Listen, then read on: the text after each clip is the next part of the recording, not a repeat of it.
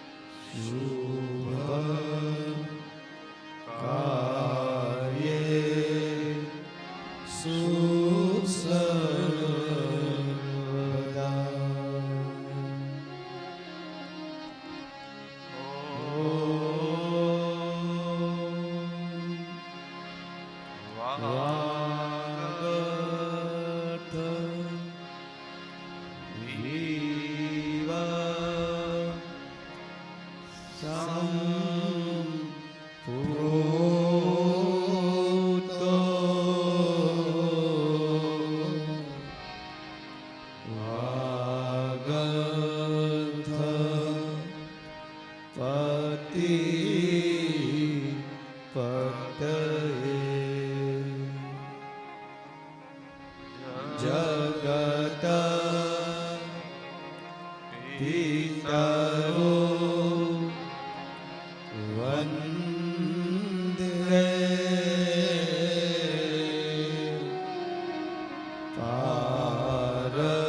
પાર્વતી પરમેશ્વરો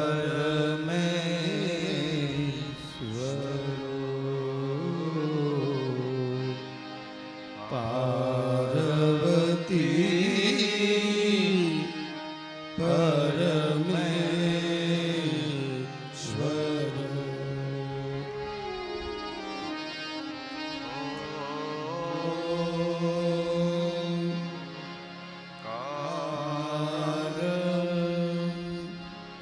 બિંદુ સંયુક્તમ નિત્યમ ગાયંતિ યોગિનઃ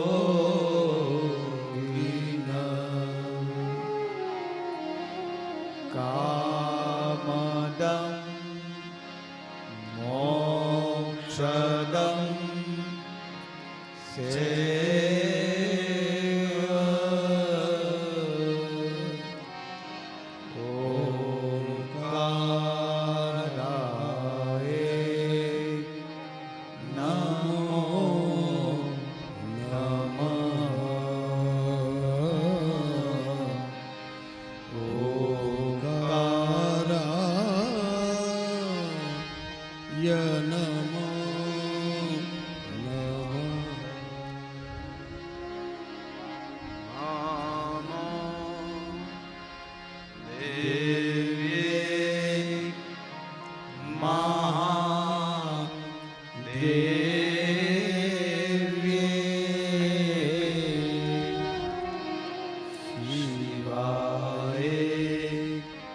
સતતમ નમઃ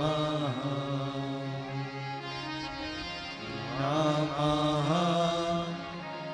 પ્રકૃતિ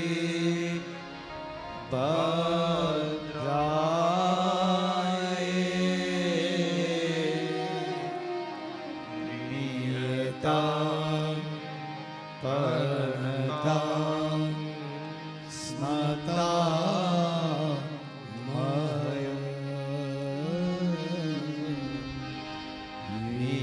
નિયતા પરણતા સ્મતા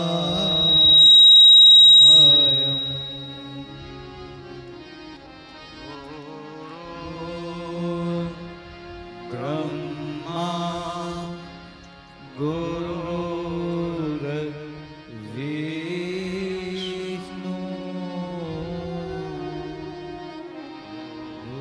ગુરુર દેવો મહેશ્વર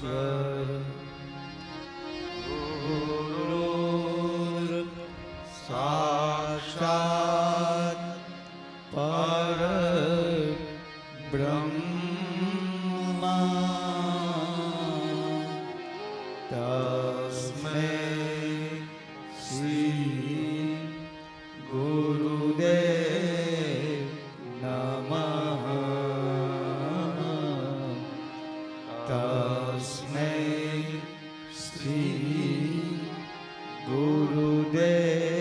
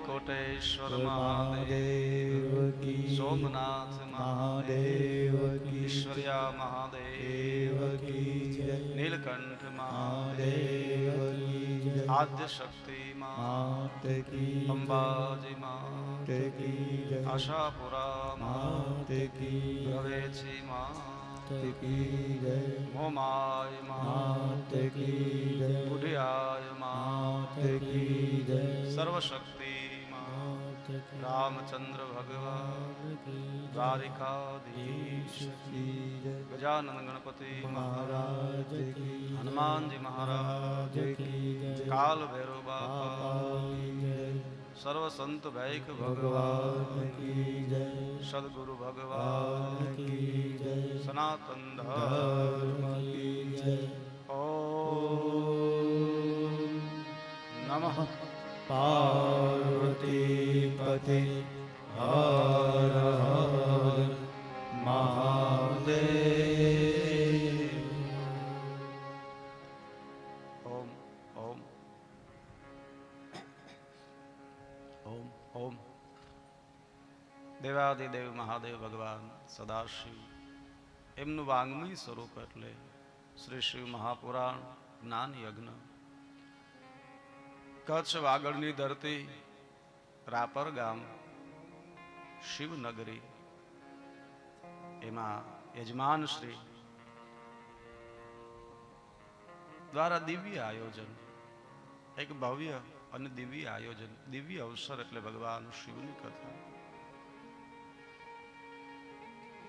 મારા મુખ્ય યજમાન શ્રી અમૃતગીરી બાપુ દ્વારા એક દિવ્ય ભાવ ભગવાન શિવની કથાનો અને ગિરી પરિવાર દ્વારા જ્યારે ભગવાન શિવ શિવ તોષ કરમ જેનાથી ભગવાન શિવ પ્રસન્ન થાય એવું દિવ્ય કથા અમૃત એટલે શિવ મહાપુરાણ જ્ઞાન યજ્ઞ કૈલાસવાસી હરિગીરી ભુરાગીરીજી ગોસ્વામી પરિવાર દ્વારા આયોજિત દિવ્ય ભગવાન શિવની કથા ગંગા સ્વરૂપ શ્રી દિવાળીબેન હરિગીરીજી ગોસ્વામી એમના ત્રણેય સુપુત્ર અમૃતગીરીજી ભરતગીરી એવં રાહુલગીરી એમનો દિવ્ય ભાવ ત્રણેય પુત્ર વધુઓ સંધ્યાબેન અમૃતગીરી ગોસ્વામી એમજ એમના પુત્રી એવા શ્રેયાબેન અને પુત્ર પ્રથમગીરીજી ઉમાબેન ભરતગીરી ગોસ્વામી એવં એમના પુત્ર મનનગીરી તથા કુમારી અંજલિ રાહુલગીરી ગોસ્વામી શ્રી અંજલિ રાહુલગીરી ગોસ્વામી એવં બંને બહેનો ઉર્મિલાબેન પિયુષ ગિરિજી ગોસ્વામી ગામ ખેંગાર પર વર્તમાન મુંબઈ એમજ એમના પુત્રી મહેક પલકબેન એમજ પુત્ર ઓમકારગીરી એમજ મિત્તલબેન ભરતગીરી ગોસ્વામી ગામ ઉમૈયા પુત્રી રીતવા એવં મોટા બાપુ એવા કૈલાસવાસી બાબુગીરી ભુરાગીરીજી ગોસ્વામી કૈલાસવાસી ખીમગીરી ભુરાગીરીજી ગોસ્વામી અને કૈલાસવાસી દેવગીરી મેઘગીરી ગોસ્વામી જે પૂજ્ય બાપુનો મુસાળ પક્ષ રહ્યો છે દિવ્ય કથા હરિગીરીજી ભુરાગીરી અને ભુરાગીરીજી કરશનગીરી બાપુ ગોસ્વામીનો આ દિવ્ય પરંપરા એક ભક્તિની પરંપરા અને પરિવાર દ્વારા એક દિવ્ય આયોજન એટલે ભગવાન શિવની કથા અને જેનું ભજન જેનું તપ માં ભગવતી મોમાય માના સાનિધ્યમાં મોમાય મોરામાં જેની દિવ્ય ચેતન સમાધિ એવા બુઢીમાં એમના આશીર્વાદ થકી દિવ્ય અવસર છે ભગવાન શિવની કથાનું એ દિવ્ય કથાના બીજા દિવસની કથામાં પ્રવેશ કરતા પૂર્વે ભગવાનના વાંગમય સ્વરૂપને વંદન કરી ગ્રામ દેવતા સ્થાન દેવતાના શરણોમાં વંદન કરી આ બધા જ ભાવિક ભક્તજનો આ બધાને મારા ઓમ નમો નારાયણ જય ભોલેનાથ જય માતાજી જય શ્રી કૃષ્ણ દેવાદિદેવ મહાદેવ ભગવાન શિવ એમની કથા કથા શિવ કથા કિમન્યા શાસ્ત્ર વિસ્તરે એ મહાદેવ મુખાર વિંદ વિનિહેત. સ્વયં જે ભગવાન શિવના મુખમાંથી જે કથાનું પ્રાગટ્ય થયું છે એ કથા યથા ન લભ્યતે રાજ્ય બલહીનૈન સર્વથા તથા ન લભ્યતે મુક્તિ શૈવેરમપી સર્વથા. બળ વગરનો માણસ જેમ રાજ્યને સંભાળી ન શકે એમ શિવ કૃપા વિનાનો માણસ એ કશું જ પ્રાપ્ત ન કરી શકે. ન ભુક્તિ ન મુક્તિ, ન વ્યવહાર હાચવી શકે, ન એ વૈરાગને પ્રાપ્ત કરી શકે અને ન મોક્ષને પણ પ્રાપ્ત કરી શકે. જીવ માત્રનો આધાર ભગવાન શિવ છે. શિવ રાજી તો જગત રાજી, અને ભગવાન શિવ જેનાથી રાજી થાય એવું દિવ્ય રસાયણ હોય તો શિવ મહાપુરાણ છે. અને એવા દિવ્ય શિવ મહાપુરાણ આપણે એ કથામાં પ્રવેશ કરીએ એ પૂર્વે થોડી વાર માટે પ્રભુ નામ કીર્તન કરી, કારણ કે કીર્તનની હાજરી છે કથામાં.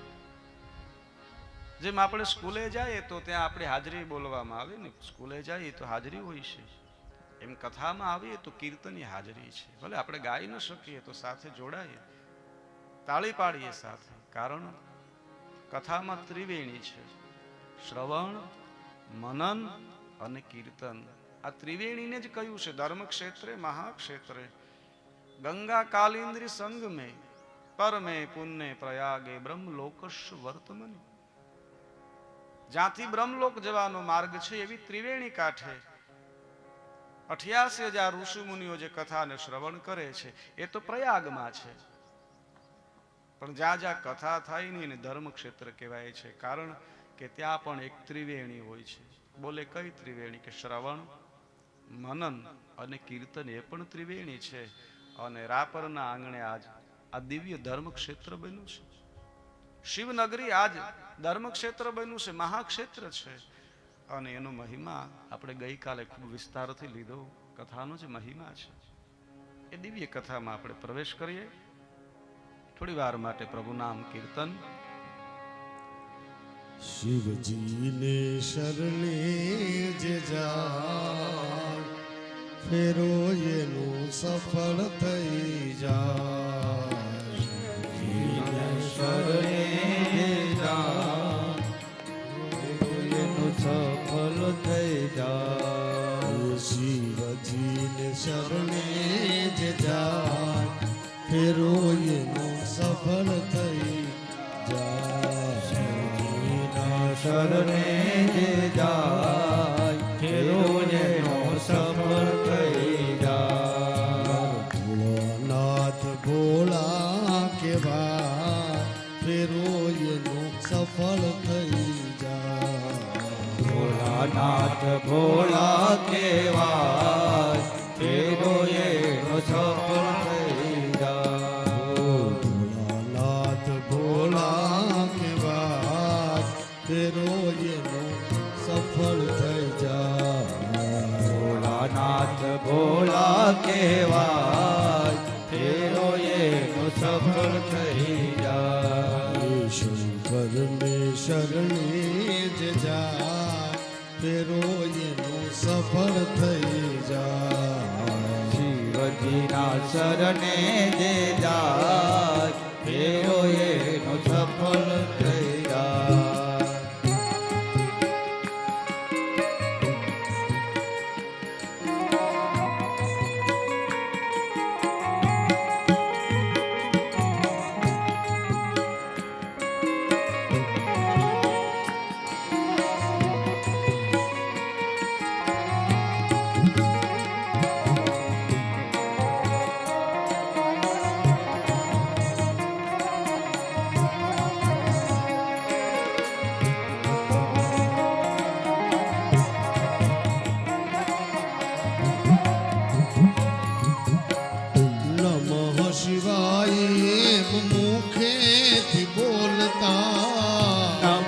શિવાય મુખેથી બોલતા. નમઃ શિવાય મુખેથી બોલતા. નમઃ શિવાય મુખેથી બોલતા. જય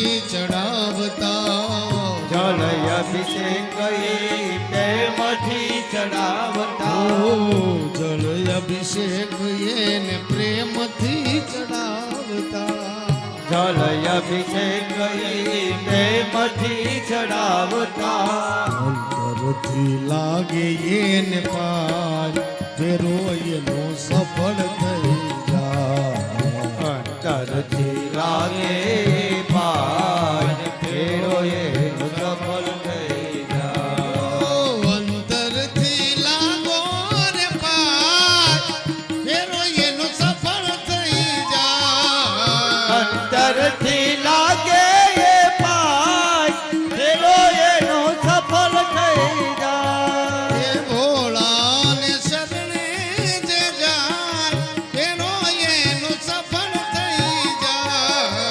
ભોલાના શરણે જે જાય ફેરો એનો સફળ થઈ જાય નાથ ભોળા કેવા ફેરો એનો સફળ થઈ જાય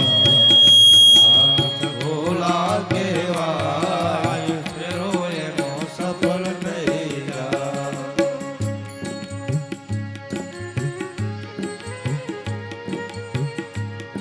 મહાદેવ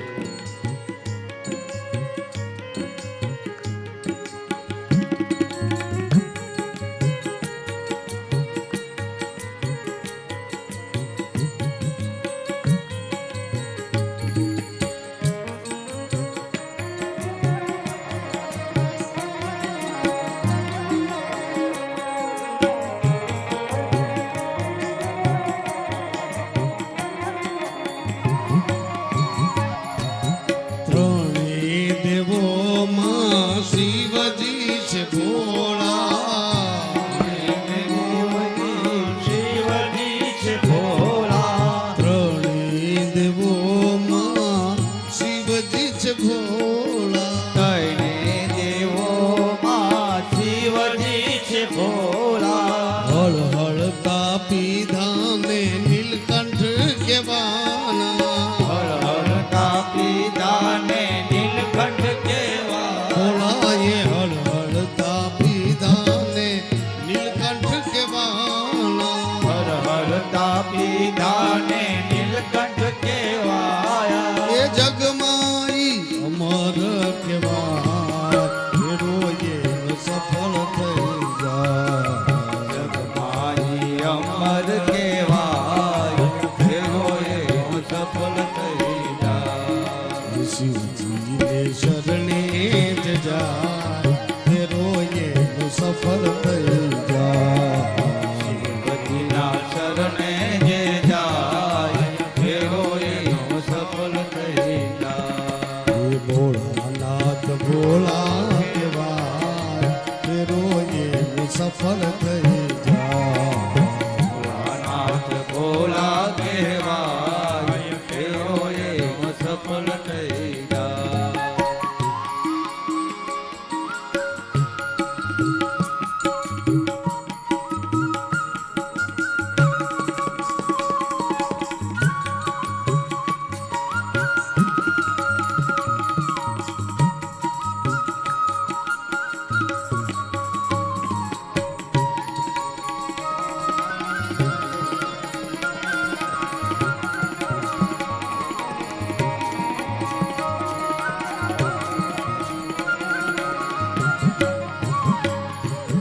શંકરની સેવામાં દામ નથી બેસતા ના સેવામાં દાન નથી બેસતા ભોળાની સેવામાં દામ નથી બેસતા ભોલાના શરણમાં દાન નથી બેસતા ભક્તોના હૈયામાં પ્રેમથી રાખતા ભક્તોના હૈયામાં પ્રેમથી રાખતા વાલો ભક્તોના હૈયામાં પ્રેમથી રાખતા ભક્તોના હૈયામાં પ્રેમથી રાખતા એ હર હર મહાદેવ કેવાય ફેરો એનો સફળ થઈ જાય મહાદેવ કહેવાય ફેરો એનો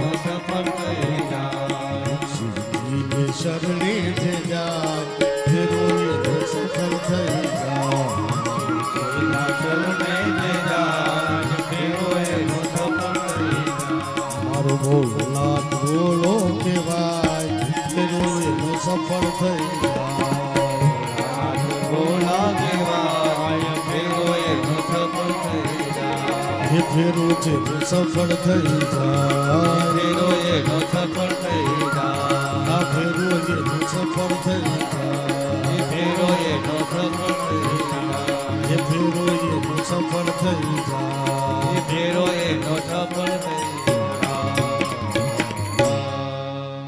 બોલે સોમનાથ મહાદેવ ઈશ્વર્યા મહાદેવ કી જય. યથા ન લભ્યતે મુક્તિરપી સેવેરપી સર્વથા યોગો વિષયાસક્ત માનસ તથા ન લભ્યતે મુક્તિ સેવેરપી સર્વથા.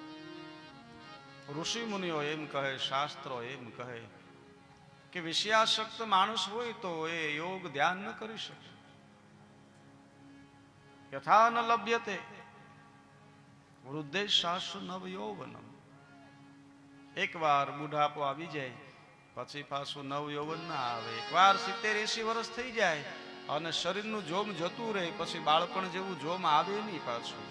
યથા ન લભ્યતે વૃદ્ધે શાસ્ત્ર નવ યૌવન. તો શાસ્ત્ર એમ કે જેમ એકવાર બુઢાપો આવ્યા પછી પાછું યૌવન આવે નહીં, એ જોમ આવે નહીં, એ માણસના જીવનમાં જ્યાં સુધી શિવ કૃપા ન થાય ને ભગવાનની ભક્તિ ન થાય, શિવ જ્ઞાન ન થાય ત્યાં સુધી એને ભુક્તિ પણ ન થાય ને મુક્તિ પણ ન થાય. એના વ્યવહાર ન હચવાય તો વૈરાગ ક્યાંથી લાગે? અને જ્યાં સુધી વૈરાગ ન જાગે ને ત્યાં સુધી ઈશ્વરનું ભજન ન થાય. એક ફેરું શરીરનું જોમ જતું રહે પછી જેવો આપણે મેકઅપ કરી દાઢી બાલ કલર કરાવીને આપણે લાગીએ નાના પણ અંદરથી એ વસ્તુ ના આવે જે બાળપણમાં હોય અને આપણામાં જોમ હોય. એ ન થઈ શકે. એમ શિવ ભજન વિના, શિવ કૃપા વિના. 88,000 ઋષિ મુનિઓ જયારે પ્રયાગમાં એકત્ર થયા અને ચિંતા થઈ કઈ કે હળાહળ કળિયુગમાં ધર્મને કેમ બચાવી રાખવો, ક્યું બખ્તર પહેરાવીએ. આ ચિંતા લઈને બેઠા અને એના ઉપાય માટે ભગવાન વ્યાસજીના શિષ્ય સુત પુરાણી દિવ્ય ઉપદેશ શિવ કથા કહે છે. કહ્યું જ્યાં સુધી જીવ શિવને ન ઓળખે ને ત્યાં સુધી જીવ પાપ કરતો ના અટકે. કળિયુગની અંદર અનેક પ્રકારના પાપોનું વર્ણન બતાવ્યું છે. જીવને ન કરવા હોય છતાં થશે. કળિયુગની સ્થિતિ એવી હશે. આજે એટલું બધું આપણે ભેળસેળથી લઈને એટલું બધું ભેળાઈ ગયું હોય છે બધું, એમાં કેટલા પાપના ભાગીદાર બની છે ખબર જ નથી. કોલગેટ થી લઈને ઘણી બધી વસ્તુ, કેમાં કયું કેમિકલ, ક્યાં જીવ એની હત્યા શું હોય કઈ રીતે નક્કી કરી શકીએ? કળિયુગમાં પાપોનો કોઈ પાર નથી. અને કહ્યું એ એટલા બધા પાપો કળિયુગનો માનવી અનેક પ્રકારના દુઃખ ભોગવે છતાં મુક્ત ન થાય. કળિયુગના જીવોના ઉદ્ધાર માટે શું? કલિજન હિતાય છે. એના હિત માટે, જગતના કલ્યાણ માટે આપ અમને કહો. અને ત્યારે કહ્યું છે કે બધા દુઃખોનું કારણ પાપ હોય છે. યાદ રાખજો, સુખોનું કારણ પુણ્ય છે. જીવનમાં સુખ ક્યારે આવે? જ્યારે પુણ્ય આવે તો સુખ આવે. વહેલા મોડું આવે પણ આવે સુખ જ. ધર્મના માર્ગે હાલો, પુણ્યના માર્ગે હાલો એટલે વાર લાગે પણ આવે સુખ. પાપના માર્ગે હાલો એટલે વહેલા મોડું આવે દુઃખ. બોલે જીવ પાપ કરતો ક્યારે અટકે? કળિયુગનું વર્ણન કર્યું છે. કળિયુગમાં વર્ણાશ્રમ ધર્મ, વર્ણાશ્રમ કહેતા માણસ પોતાનું જે કાર્ય છે એ ચૂકી જશે. જ્ઞાતિ અર્થે વાત નથી. આપણે જો આપણી વડવાઓની પરંપરા ચૂકી ગયા છીએ બધી. આજે બધા આપણે ડાયરેક્ટ ઓનલાઈન થઈ ગયા. કોઈ પણ વસ્તુ હોય, નાનું બાળક બીમાર હોય તો તરત આપણે દવા લઈ આવી. આ તે આપણી પરંપરા હતી કે આપણા માજી હોય, ડોશી પુરાણ હોય એ કઈ ને કઈ ઓહળિયું આપતા અને મટી જતો. હવે તો બધું લુપ્ત થઈ ગયું. જે આપણી બધી પરંપરાઓ છે એ લુપ્ત થઈ ગઈ ધીરે ધીરે. વર્ણાશ્રમ આપણી પરંપરાની જે પરંપરાઓ છે નાશ પામી છે. કળિયુગમાં અનેક પ્રકારના પાપ. પાપનું કારણ શું છે ખબર? જીવ પાપ હુકામ કરે, ખોટું હુકામ કરે? એનું કારણ એ છે કે જીવ કેવળ પોતાને ઓળખે છે, પોતાની અંદર છે ને એને નથી ઓળખતો. ભગવાન વ્યાસજીએ કહ્યું કે એનું કારણ એ છે કે જીવ કેવળ સ્વયંને ઓળખે છે. પણ અંદર બેઠેલી જે ચેતના હશે એને નથી ઓળખતો. હા, આ ઓળખ છે ને મારી તમારી શરીરની 50, 60, 70, 80, 100 વર્ષ, એમાં ના નહીં. પણ અંદર જે ચેતના છે ને એ તો શાશ્વત છે. આપણે આ શરીરને ઓળખીએ ને તો આપણાથી અમુક કાર્ય ન થાય. ઘણી વાર આપણે એમ ન કહીએ કે અમારે ફલાણી જ્ઞાતિ, અમારો ફલાણો પરિવાર, અમારાથી આ કામ ન થાય. કેમ? એક આ શરીરના મા બાપને ઓળખીએ તો આપણે અમુક પાપ કરતા અટકી જાય. તો આપણને ખબર પડે કે આપણે અંદર બેઠેલો એનો મા બાપ જે છે યુગો યુગોથી, આ શરીર તો 60, 70, 80, 100, એ મા બાપને ઓળખીને આપને આટલું ગૌરવ થાય તો જીવ જ્યારે સ્વયં મૂળ મા બાપ ભગવાન શિવ અને માતા શિવા એને ઓળખીને જગત પિતરો જગત માત શિવા એને ઓળખીને પછી જ પાપ કરતો અટકે, પછી જ ધર્મના માર્ગે હાલે.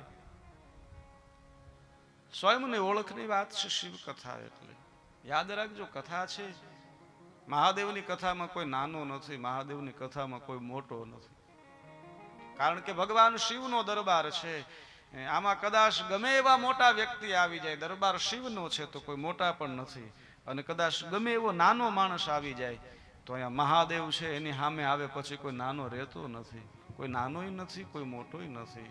હા, પણ માણસ લઘુતા ગ્રંથિથી બહુ પીડાય. અમારાથી આમ નહીં, અમે આમ ન કરીને આ ક્યાં નહીં. ભલા માણા અત્ર તત્ર સર્વત્ર શિવ છે અને એને ઓળખવા.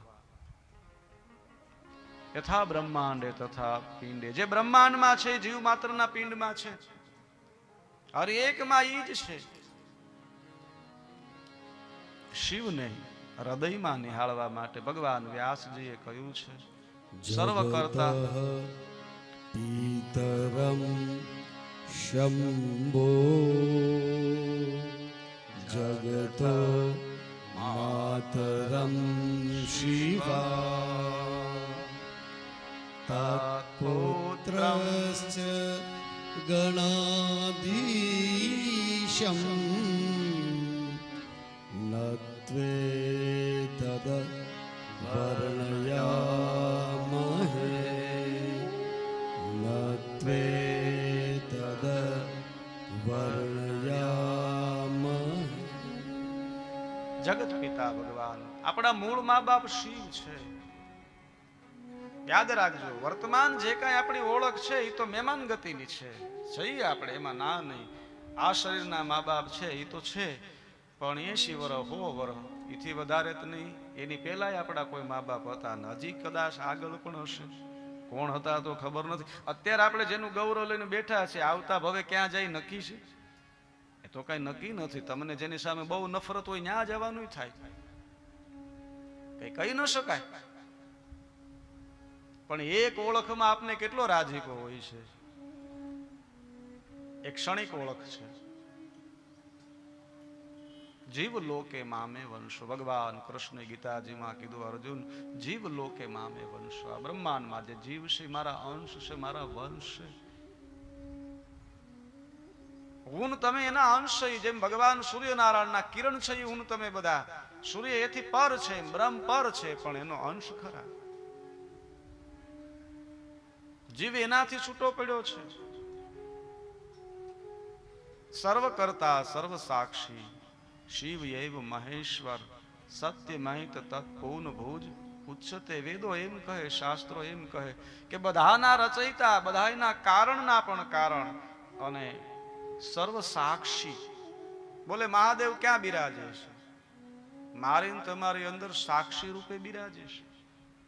આપણે જે કાંઈ કરીએ ને આપણે એમ થાય કે આપણે આ કાર્ય કર્યું તો આ કોઈને ખબર પડે તો સારું. નહીં, સારું કાર્ય કરીએ તો આપણે જાહેર માટે પ્રયાસ કરી અને નબળું કરીએ તો એમ થાય કોઈ ભાળે નહીં.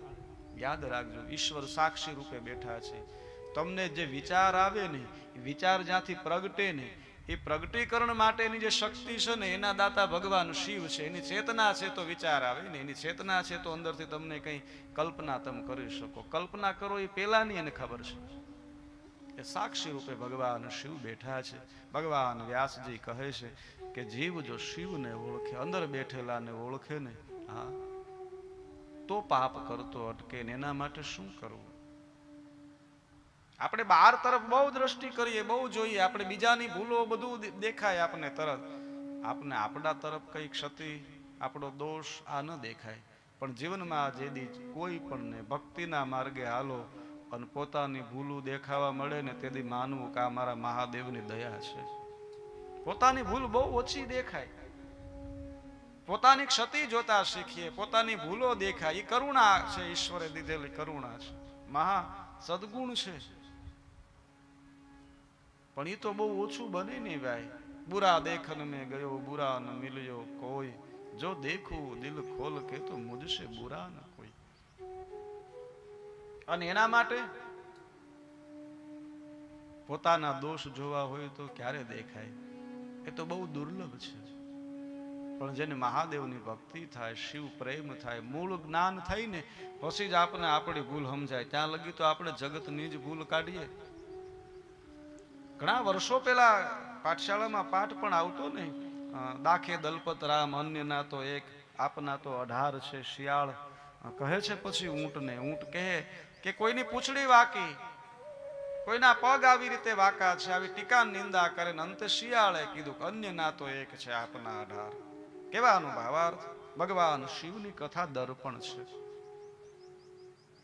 ભગવાન શિવની કથા ભુક્તિ ને મુક્તિ બંને આપે છે. ભગવાન શિવની કથા હળાહળ કળયુગની અંદર ધર્મના રક્ષણ માટે છે. અને મહાદેવની આ કથા, મહાદેવની ભક્તિ હળાહળ કળયુગના અનેક પ્રકારના પાપના ભારમાંથી મુક્તિ માટે આ કથા શ્રવણ જરૂરી છે. અશ્વમેધ સહસ્ત્રાણી વાજપેયી શતાની છે. ઋષિમુનિએ વિચાર્યું કે આટલા પાપ તો હજારો યજ્ઞ થાય, અનેક પ્રકારના વિધિ વિધાન વ્રત કરે તોય નાશ ન થાય, એવા પાપોને ક્ષણમાં બાળવા હોય તો શું કરવું? અને ત્યારે ભગવાન વ્યાસજીએ કહ્યું, મને બ્રહ્માજીના માનસ પુત્ર એવા સનત કુમારે દિવ્ય જે ઉપદેશ દીધો, અને સનત કુમારોએ જે નંદીશ્વર પાસેથી શ્રવણ કર્યો, અને નંદીશ્વરને સ્વયં ભગવાન શિવે જગતના કલ્યાણ માટે દિવ્ય જે જ્ઞાન આપ્યું છે, એ દિવ્ય જ્ઞાન હું આપને શિવ કથા રૂપે કહું છું. જગતમાં જ્યાં જ્યાં શિવ કથા ગવાશે, શિવ કથા શ્રવણ થશે ને, પાપના મોટા મોટા પર્વતમાં રહેલો જીવ એના પાપ બળીને ભસ્મ થશે, મુક્ત થશે.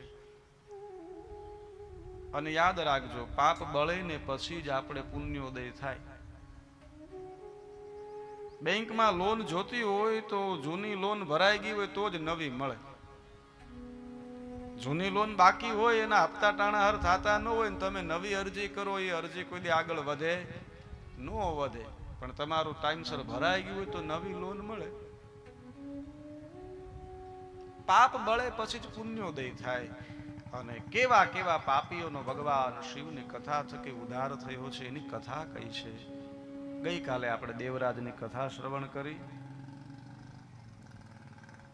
દેવરાજના દિલમાં જુઓ કપટ છે અપાર. દેવરાજના દિલમાં જુઓ કપટ છે અપાર. દેવરાજના દિલમાં જુઓ કપટ છે અપાર. દેવરાજના દિલમાં જુઓ કપટ છે અપાર. કપરી વેલાએ કથા સાંભળી, કપરી વેળાએ કથા સાંભળી, થઈ ગયો ધાર ભોલાને ભાવથી ભજે. બોલો કાંઈ એવો રીજે, ભોલાને ભાવથી ભજે. બોલો કાંઈ એવો રીજે, ભોલાને ભાવથી ભજે. બોલો કાંઈ એવો રીજે, બોલો કાંઈ એવો. ભોળાને ભાવથી ભજે, ભોળો કાંઈ એવો રીજે. મહાદેવ એવા દયાળુ છે. સહજ ભક્તિથી પ્રસન્ન થનારા કોઈ દેવ હોય તો ભગવાન શિવ છે, જેને આશુતોષ કહેવાય છે. આ જીવન કદાચ તમે એની ઉપાસના કરી હોય, ન કરી હોય, અંત સમયે બધી બાજુથી થાકો હારો હતાશ થઈ જાવ અને તમને ક્યાંય આધાર ન મળે અને શિવાલયે જતા રહો, મહાદેવના શરણે જતા રહો અને હૈયાથી તમે આકલો કરો. તમે કદાચ આજીવન અભિષેક કર્યો હોય કે ન કરો, પણ સામે બેહો અને તમે અમારા બાપ છો, અમે દીકરા છીએ, અને તમારી જે કાંઈ વેદના હોય અને ભગવાન આગળ ઠાલવી જો એકાદ આહુડું પડી જાય ને, મારો ભોળિયો નાથ એવો દયાળો છે પછી તમને જિંદગી ભર આહુડું પડવા ન દે, પણ એની પાસે જાવ તો ભોળાને ભાવથી ભજે, એના શરણે જાવ તો. એવા દયાળુ સ્વભાવ છે, સહજમાં પ્રસન્ન થનારા છે, જેનો સ્વભાવ વરદ છે. ભુવન ભય ભંગ વ્યસની ભક્ત જનાશ્રયમ ચ વરદમ. મહાદેવનો એક જ સ્વભાવ વરદાન આપવું. ત્યાં એ જોવે નહીં કોણ છે, કોઈ પણ હોય, દેવ દાનવ યક્ષ માનવ ગાંધર્વ કોઈ પણ આવે અને ભગવાનના દરબારમાં આવી ભજન કરે એટલે ભગવાન શિવ એટલું જ કહે છે તથાસ્તુ. બ્રહ્માજી ભાગ્યમાં ભાગ્ય લખે છે, બ્રહ્મદેવ ભાગ્ય લખે, બીજા દેવતાઓ ભાગ્યમાં લખ્યું હોય એ આપે, પણ મારો મહાદેવ તો એવું એવા દેવ છે કે જોવે જ નહીં. એના ભાગ્યમાં હું છે કે નહીં, માગ તારે શું જોવે છે, અને જે માગો એ આપે. એ દેવાદિદેવ મહાદેવ, એની ભક્તિનો દિવ્ય અવસર, શિવ કથાનો દિવ્ય અવસર મળ્યો છે. આથી મોટો અવસર હોય નહીં. કર્મણા મનસા વાસા શંકરાચાર્ય પરાયણા અતીવ દુર્લભા લોકે ભવિષ્યતિ ન સંશય. મન કર્મ અને વચનથી ભગવાન શંકરની ભક્તિ કરનારા બહુ ઓછા હોય છે. કળયુગમાં શિવ ભક્તિ બહુ ભાગ્યશાળીને મળે, કારણ કે જ્યાં જ્યાં મહાદેવનું ભજન થાય ને ત્યાં કળયુગથી પ્રવેશ ન થાય. બહુ ઓછાને શિવ ભક્તિ મળે. અને હું બહુ રાજીપાથી કહું છું કે અમારે અમૃતગીરી બાપુ આ દિવ્ય કથાનું આયોજન છે ને બાપુ, આમાં બીજું એક દર્શન ઈ હોય છે કે અહીંયા જે કથા શ્રવણ કરવા આવે ને શિવ ભક્ત હોય છે, અને શિવ ભક્તોના દર્શન કરવાની ઈ પણ એક પુણ્ય છે. પછી કોઈ પણ વેશમાં હોય, કોઈ પણ હોય, દુર્લભ સત્સંગ, દુર્લભ સંત. સત્સંગ દુર્લભ છે અને સંત દુર્લભ છે, પણ શાસ્ત્ર એમ કહ્યું છે કે દુર્લભ શંભુ પુંગવ. જે ભગવાન શિવનો ભક્ત છે ને એ તો એથી પણ દુર્લભ છે. પછી કોઈ પણ વેશમાં હોય, મજૂરી કરતો હોય તોય ભલે, અને કોઈ પણ વેશભૂષામાં હોય, મહાદેવના ભક્તોનો દર્શનનો પણ એક મહિમા છે. અને અમૃતગીરી બાપુએ આ દિવ્ય કથાનું આયોજન કર્યું છે. શિવ ભક્તોના દર્શનનો અવસર મળે. શાસ્ત્ર તો એમ કહે છે કે તમે કોઈ શુભ પ્રસંગે જાતા હોય અને ત્યારે તમને કદાચ કાંઈ હામું ન મળે. આપણે તો શુકન જોઈએ ને, ઘણા માણસો અગાઉથી ગાય તૈયાર રાખે કે ગાય હામી મળે ને, એને શુકન ના કહેવાય. પણ તમારું કોઈ કાર્ય અટકતું હોય અને ક્યારેય કાર્ય થતું ન હોય, પણ એ કાર્ય તમારું ક્યારે સફળ થાય ખબર? ઘરેથી તમે નીકળો ને તમને કોઈ શિવ ભક્ત મળે જેના લલાટમાં ભસ્મ છે, જેના ગળામાં રુદ્રાક્ષ છે ને જેના મુખમાં ઓમ નમઃ શિવાયનું નામ છે ને, શાસ્ત્ર એમ કે એ માણસના તમને દર્શન થાય ને એટલે તમારું ગમે એવું અટકેલું કામ છે ને પૂર્ણ થઈ જાય છે. આટલો મહિમા છે. એવી મહાદેવની ભક્તિનો મહિમા સુત પુરાણી કહે છે. કેવા કેવા પાપીનો ઉદ્ધાર કર્યો છે દેવરાજ નામના એ વ્યક્તિ, અને કપટ કરી ધન એકત્ર કર્યું. અંતે કપટ કરનારી શોભાવતી નામની સ્ત્રી એનું ધન હરી લીધું. અંતે દેવરાજ છે એને તાવ આવ્યો અને પીડામાં એણે ભગવાન શિવની કથા સાંભળી, અને અંતે ભગવાન શિવની કથા શ્રવણ થકી દેવરાજનો ઉદ્ધાર થયો છે, યમરાજના પાશમાંથી છોડાયો છે, અને અનેક પાપીઓનો જીવે ઉદ્ધાર કર્યો છે. ઋષિ મુનિએ જિજ્ઞાસા દર્શાવી, અમને હજી કહો, આપ કથા કહો. અને ત્યારે સુત પુરાણી કહે છે, હું આપને બીજી કથા કહું છું. કૃતાર્થોહમ પુનઃ પુનઃ. આપ અમને હજી કથા કહો. કયું ભગવાન શિવે તો કરોડો પાપીઓનો ઉદ્ધાર કર્યો. એ બધી કથા આપણે મહિમાને કેમ વર્ણવી શકીએ? જેવો કોઈ કથા વર્ણવી શકીએ, મહિમા ન વર્ણવી શકાય. દાખલા તરીકે આ રવેચીમાં છે આપણે, તો એની કથા વર્ણવી શકીએ માતાજીની, એનો મહિમા ન વર્ણવી શકીએ. કારણ કે કરોડો જીવનો જેને કલ્યાણ કર્યું હોય એ બધો મહિમા ક્યાં એકત્ર કરવા જઈએ? કોને ક્યાં માનતા કરી હોય, કોનું ક્યાં માનતા માતાજી એના કલ્યાણ કર્યું, કોને ક્યાં માએ આશીર્વાદ આપ્યા, એનો આપણી પાસે માહિતી ન હોય તો એનો મહિમા ન વર્ણવી શકીએ. ભગવાન શિવે અબજો, કારણ કે સૃષ્ટિ નહોતી ત્યારે જે હતા, છે તો એ છે, નહીં હોય તો એ શિવ. એનો સદા સ્વભાવ કલ્યાણનો રહ્યો છે. પ્રથમ મહાત્મયની અંદર દેવરાજની કથા છે. બીજા મહાત્મયની અંદર એક દંપતીની કથા છે. સમુદ્રના નિકટે એક ગામ છે. સમુદ્ર નિકટે દેશે ગ્રામો બાષ્કલ સંગ ન કહો. સમુદ્ર નિકટે દેશે વિશેષો કેવું ગામ છે? પધારો. ગ્રામો બાષ્કલ સંજ્ઞક વસંતી યત્ર પાપનિષ્ઠા વેદ ધર્મો જીતા જય હો. જના વસંતી યત્ર પાપનિષ્ઠા વેદ ધર્મો જીતા જના. સમુદ્રના નિકટ એક ગામ છે સંગનક, બાષ્કલ જે ગામ છે. આપણે પણ અહીંયા સમુદ્ર કિનારો છે. કાઠિયાવાડમાંથી કચ્છમાં આવવું હોય તો સુરજબારીના પુલ થકી આવવું પડે. પછી તમે કચ્છમાં આવી શકો. એમ અમે કાઠિયાવાડમાંથી કચ્છમાં આવ્યા બે છે, એક આડેહર અને એક સુરજબારી. હા, તો અમને કચ્છમાં અમારી કથાનો પ્રવેશ થયો. એમાં અમારે બે નામ છે, એક જગદીશગીરી બાપુ અને બીજું મહેશગીરી બાપુ આંબાપર વાળા. હા, એમને આંબાપર અમે પહેલી કથા કરી હતી. એટલે બાપુનું સ્વાગત કરું છું. કારણ કે બાપુ ગમે એવડી મોટી કથા હોય પણ જ્યાંથી શરૂઆત કરી હોય યાદી તો પહેલી રહે. એટલે એમનું હું સ્વાગત કરું છું હૃદયથી. મહેશગીરી બાપુ અને ખૂબ સારા ભજનિક, એમની સાથે શ્યામજીભાઈ. જરૂર 88,000 ઋષિમુનિ જ્યારે જિજ્ઞાસા વ્યક્ત કરી છે અને ત્યારે કહ્યું હું બીજી કથા કહું છું. સમુદ્ર નિકટે દેશે ગ્રામો બાષ્કલ સંજ્ઞક વસંતી યત્ર પાપિષ્ઠા વેદ ધર્મો જીતા જના. ગામ કેવું છે? પેલી કથામાં તો કેવળ દેવરાજ છે, એ અવગુણોથી ભર્યો છે. અહીંયા આખા ગામની વાત કરીએ કે આખું ગામ એવું છે.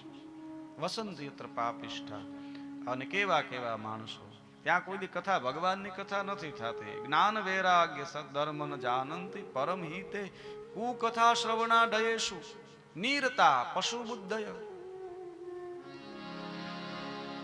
આહાર નિંદ્રા ભય મૈથુનાની સામ્યન મે તદ પશુ ભીર નરાણા જ્ઞાન નારાણામધિકો વિશેષો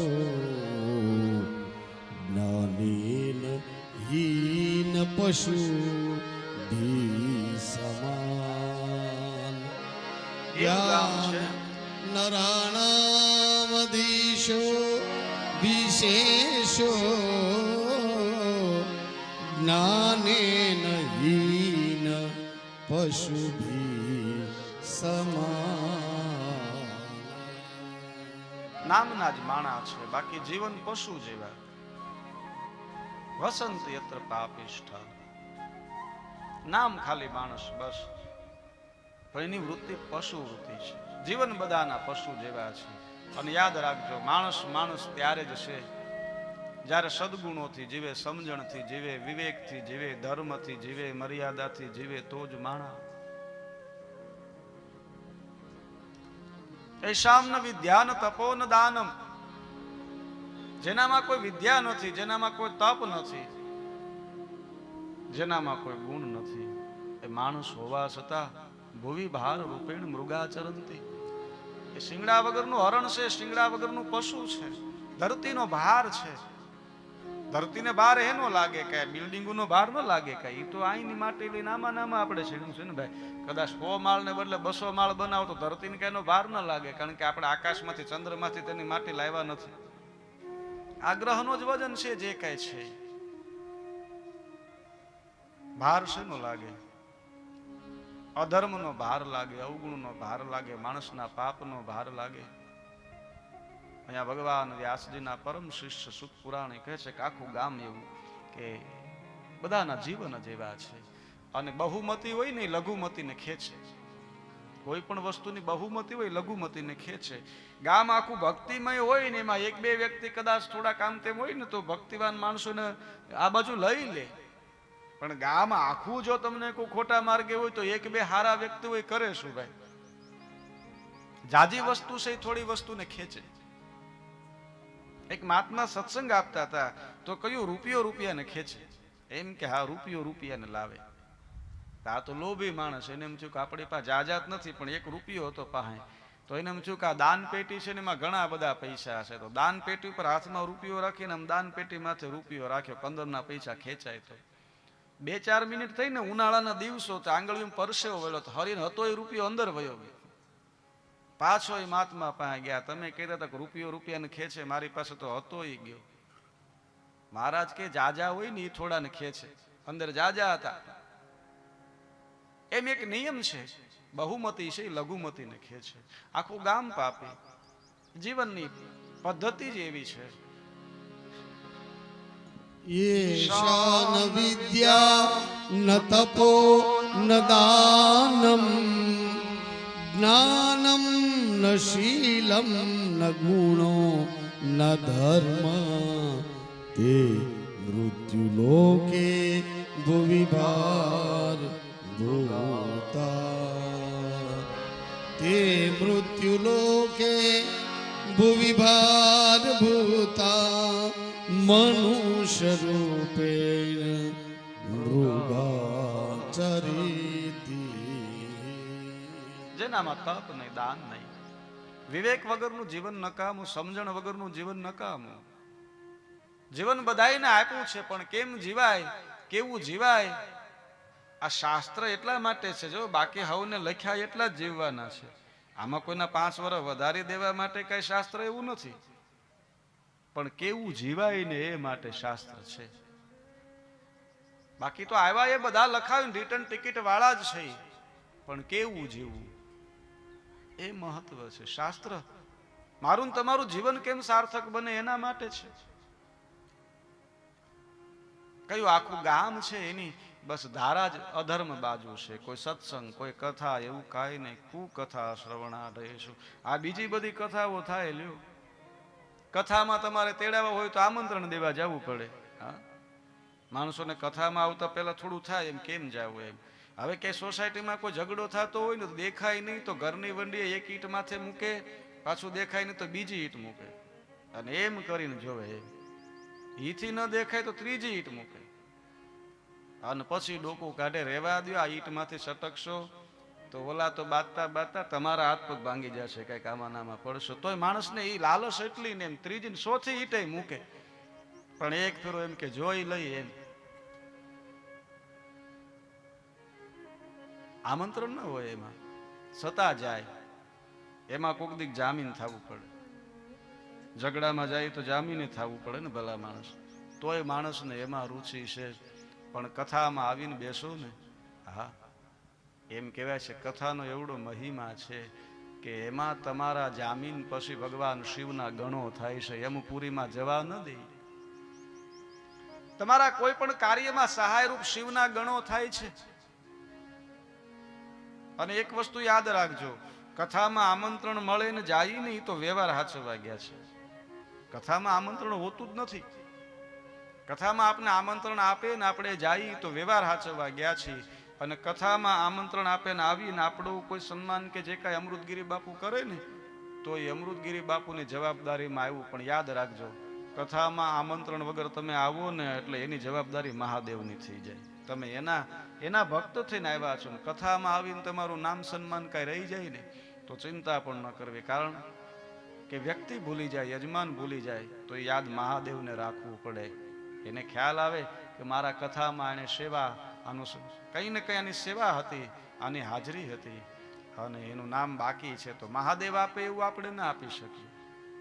એટલે આ કથા ભગવાન શિવની છે. ન ગિરી પરિવાર ન કોઈની નહીં, ભગવાન શિવની કથા છે. આમાં તો જે આવે, જે ભજે એના ભગવાન, જેને જેટલો અવસર મળ્યો હોય. કથા એ હંમેશા જાહેર આમંત્રણ હોય છે. અહીંયા કયું એવા બાસ્કલ નામના એ ગામમાં એક વ્યક્તિ રહે છે જેનું નામ બિદુંગ છે. બિદુંગ ધીરે ધીરે અધર્મના માર્ગે આવેલો છે.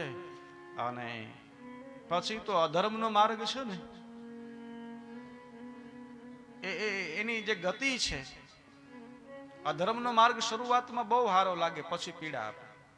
ધર્મનો માર્ગ તમે હાલો ને એટલે પેલા થોડો અઘરો લાગે પણ પછી સુખ આપે. આ ધર્મનો જે માર્ગ છે એમાં આપને સહજ પણ અંતે દુઃખ આપે. ધર્મનો માર્ગ શરૂઆતમાં કઠણ છે, દુષ્કર છે, પણ અંતે સુખ આપે છે. બિદુંગ અધર્મના માર્ગે વેળો છે, એવું અધર્મ કરે છે જેનું આપણે વર્ણન ન કરી શકીએ. એમની પત્ની જેનું નામ સંશુલા છે અને એને પોતાના પતિને કહ્યું આપ અધર્મના માર્ગે, અંતે બિદુંગે પોતાની પત્નીને પણ પોતાની સાથે જોડી છે અને બંને દંપતી અધર્મના માર્ગથી જીવન જીવે છે. એવો અધર્મ, એવા મહાપાપ, વ્યાસપીઠની મર્યાદાને લઈને આપણે જેનું વર્ણન ન કરી શકીએ. પાપના માર્ગે એવું જીવા છે, એવું જીવા છે અને અંતે એમ કહેવાય છે કે ભોગ છે અંતે રોગ તરફ લઈ જાય અને બિદુંગ મૃત્યુ પામ્યો છે. બિદુંગ મૃત્યુ પામ્યો. એવા એના પાપ હતા એટલે એને જુદા જુદા નર્ક ભોગવવા પડ્યા છે. 28 પ્રકારના નર્ક કયા છે અને એ એક એક નર્કના 5-5 વિભાગ છે, એટલે 39 નરક થાય. અને એમાં સર્વપ્રથમ રોરવ નામનું નર્ક છે અને રોરવ નામના નરકની અંદર એમ કહેવાય છે કે જીવને જ્યારે લાવવામાં આવે ને, મોટી જબર શિલા હોય અને શિલા ઉપર જોરથી પછાડવામાં આવે અને જીવને જ્યારે પછાડવામાં આવે છે, પધારો, જીવને જ્યારે એ શિલા ઉપર પછાડવામાં આવે એટલે એને એમ કહેવાય છે કે એટલી બધી વેદના થાય છે ને રડવા લાગે છે, એટલે રોરવ નામનું એ નરક કહેવાય છે. પછી ધીરે ધીરે 140 નરકની યાતના ભોગવવી પડે. જય બિદુંગે 140 નરક ભોગવ્યા છે, પણ છતાં પાપ પૂરા નથી થયા. એવું અધમ કાર્ય છે એનું. પોતાની પત્નીને પણ અધર્મના માર્ગે મોકલી હતી. 140 નરક ભોગવ્યા પછી પણ એના પાપ પૂર્ણ ન થયા. એટલે વિદ્ય પર્વત નામના સ્થાન ઉપર એને પ્રેત બની અને પીડા હજી ભોગવે છે, પાપને ભોગવે છે. પ્રેત કોને કહેવાય ખબર? ભૂખ લાગે ને ખાઈ ન શકે ઇતિ પ્રેત, તરસ લાગે પાણી ન પી શકે ઇતિ પ્રેત. બિદુંગને ખૂબ ભૂખ લાગે, ખાઈ ન શકે, બહુ પાણીને તરસ લાગે, પાણી પી ન શકે. આ પ્રેત પીડા કહેવાય. આવું શાસ્ત્રોક્ત છે. અને વર્તમાન પ્રેતનું કોઈ નાનું હુનું વર્જન હોય આજના સમયમાં. લોકમાન્ય પ્રેત ગણવું હોય તો કોને કહેવાય? ડાયાબિટીસ. ગળું ભાવે બહુ પણ ખવાય નહીં. એ પ્રેતનું જ એક વર્જન છે. લ્યો, સમય સમય ઉપર હોય છે. બીજી બાજુ સંશુલા એમ કહેવાય કે ઘણો સમય વીતો છે અને એવું બધું વર્ણન છે. એકદા દેવ યોગેન સાંપ્રતે પુણ્ય પર્વણી સ નારી બંધુ વિષાદ્ય ગોકર્ણ ક્ષેત્ર માયયો. એકદા દેવયોગેન સામ્ય પ્રાપ્તે પુણ્ય પર્વણી સા નારી બંધુ વિષાદ્ય ગોકર્ણ ક્ષેત્ર મયાયો. સા નારી બંધુ સિદ્ધાર્થ ગોકર્ણ ક્ષેત્ર મયાયો. કોઈ એવા સમયે જ્યારે પવિત્ર એવો તહેવારનો દિવસ છે, આધેડ થયેલી સંશુલા બિદુંગ પત્ની, જે અનેક પ્રકારના અધર્મ ભર્યું જેનું જીવન હતું, જેનો પતિ બિદુંગ મૃત્યુ પામ્યો, એવા કોઈ તહેવાર નિમિત્તે ભાઈઓ બંધુ સાથે ગોકર્ણ નામના તીર્થમાં યાત્રા માટે આવી છે. મહાદેવના દર્શન બધા કરે છે. સંશુલા પણ તે તીર્થની અંદર યાત્રા કરે છે. આધેડ અવસ્થા થઈ છે. એક શિવાલય છે અને શિવાલયે પુરાણી છે, ભગવાન શિવની કથા કરે છે. સંશુલા થાકી છે, થોડી ઉંમર છે, એટલે એ પોરો ખાવા માટે કદાચ ભાવ હોઈ શકે, કારણ કે જીવ તો ભક્તિનો છે નહીં, ધર્મનો જીવ તો છે નહીં, કદાચ થાકી હશે એટલે બેઠી છે. અને એવા સમયે શિવ મહાપુરાણની કથા ચાલે છે. શિવ મહાપુરાણની 5મી સંહિતા ઉમા સંહિતા, અને એમાં જુદા જુદા પાપનું વર્ણન છે. આટલા આટલા આવા પાપ કરવાથી યમલોકમાં યમદૂતો આવી આવી પીડા આપે એનું વર્ણન છે. નાનામાં નાના પાપથી લઈ અને મોટા પાપનું વર્ણન છે કે આટલા આટલા પાપ કરવાથી આવી રીતે પીડા ભોગવવી પડે. આવી રીતે જીવને ત્યાં એમ કહેવાય છે કે ટુકડા કરવામાં આવે. યાદ રાખજો, આ શરીર તો અહીંયા બાળી દે, પણ જીવ જ્યારે એમ કહેવાય છે કે નરકની યાતના ભોગવવાની હોય ત્યારે એને બીજું શરીર આપવામાં આવે છે જે પીડાને અનુભૂતિ કરી શકે. એ શરીરને કાપી નાખો તો પાછું હંધાઈ જાય, એ શરીરને બાળી નાખો તો બાળવાની પીડા થાય. એ શરીરને બીજું ન થાય, એને ટુકડા કરીને જુદું કરી નાખો તો ટુકડા કર્યા હોય પીડા થાય, પણ શરીર જોડાઈ જાય પાછું. એટલે કયું, કોઈને ઉકળતા તેલ કળાની અંદર બાળવામાં આવે છે, કોઈને સૂલીએ ચડાવવામાં આવે છે. આવું પાપ કરે તો એના આવી રીતે ટુકડા કરી અને આવી એને સજા આપવામાં આવે છે.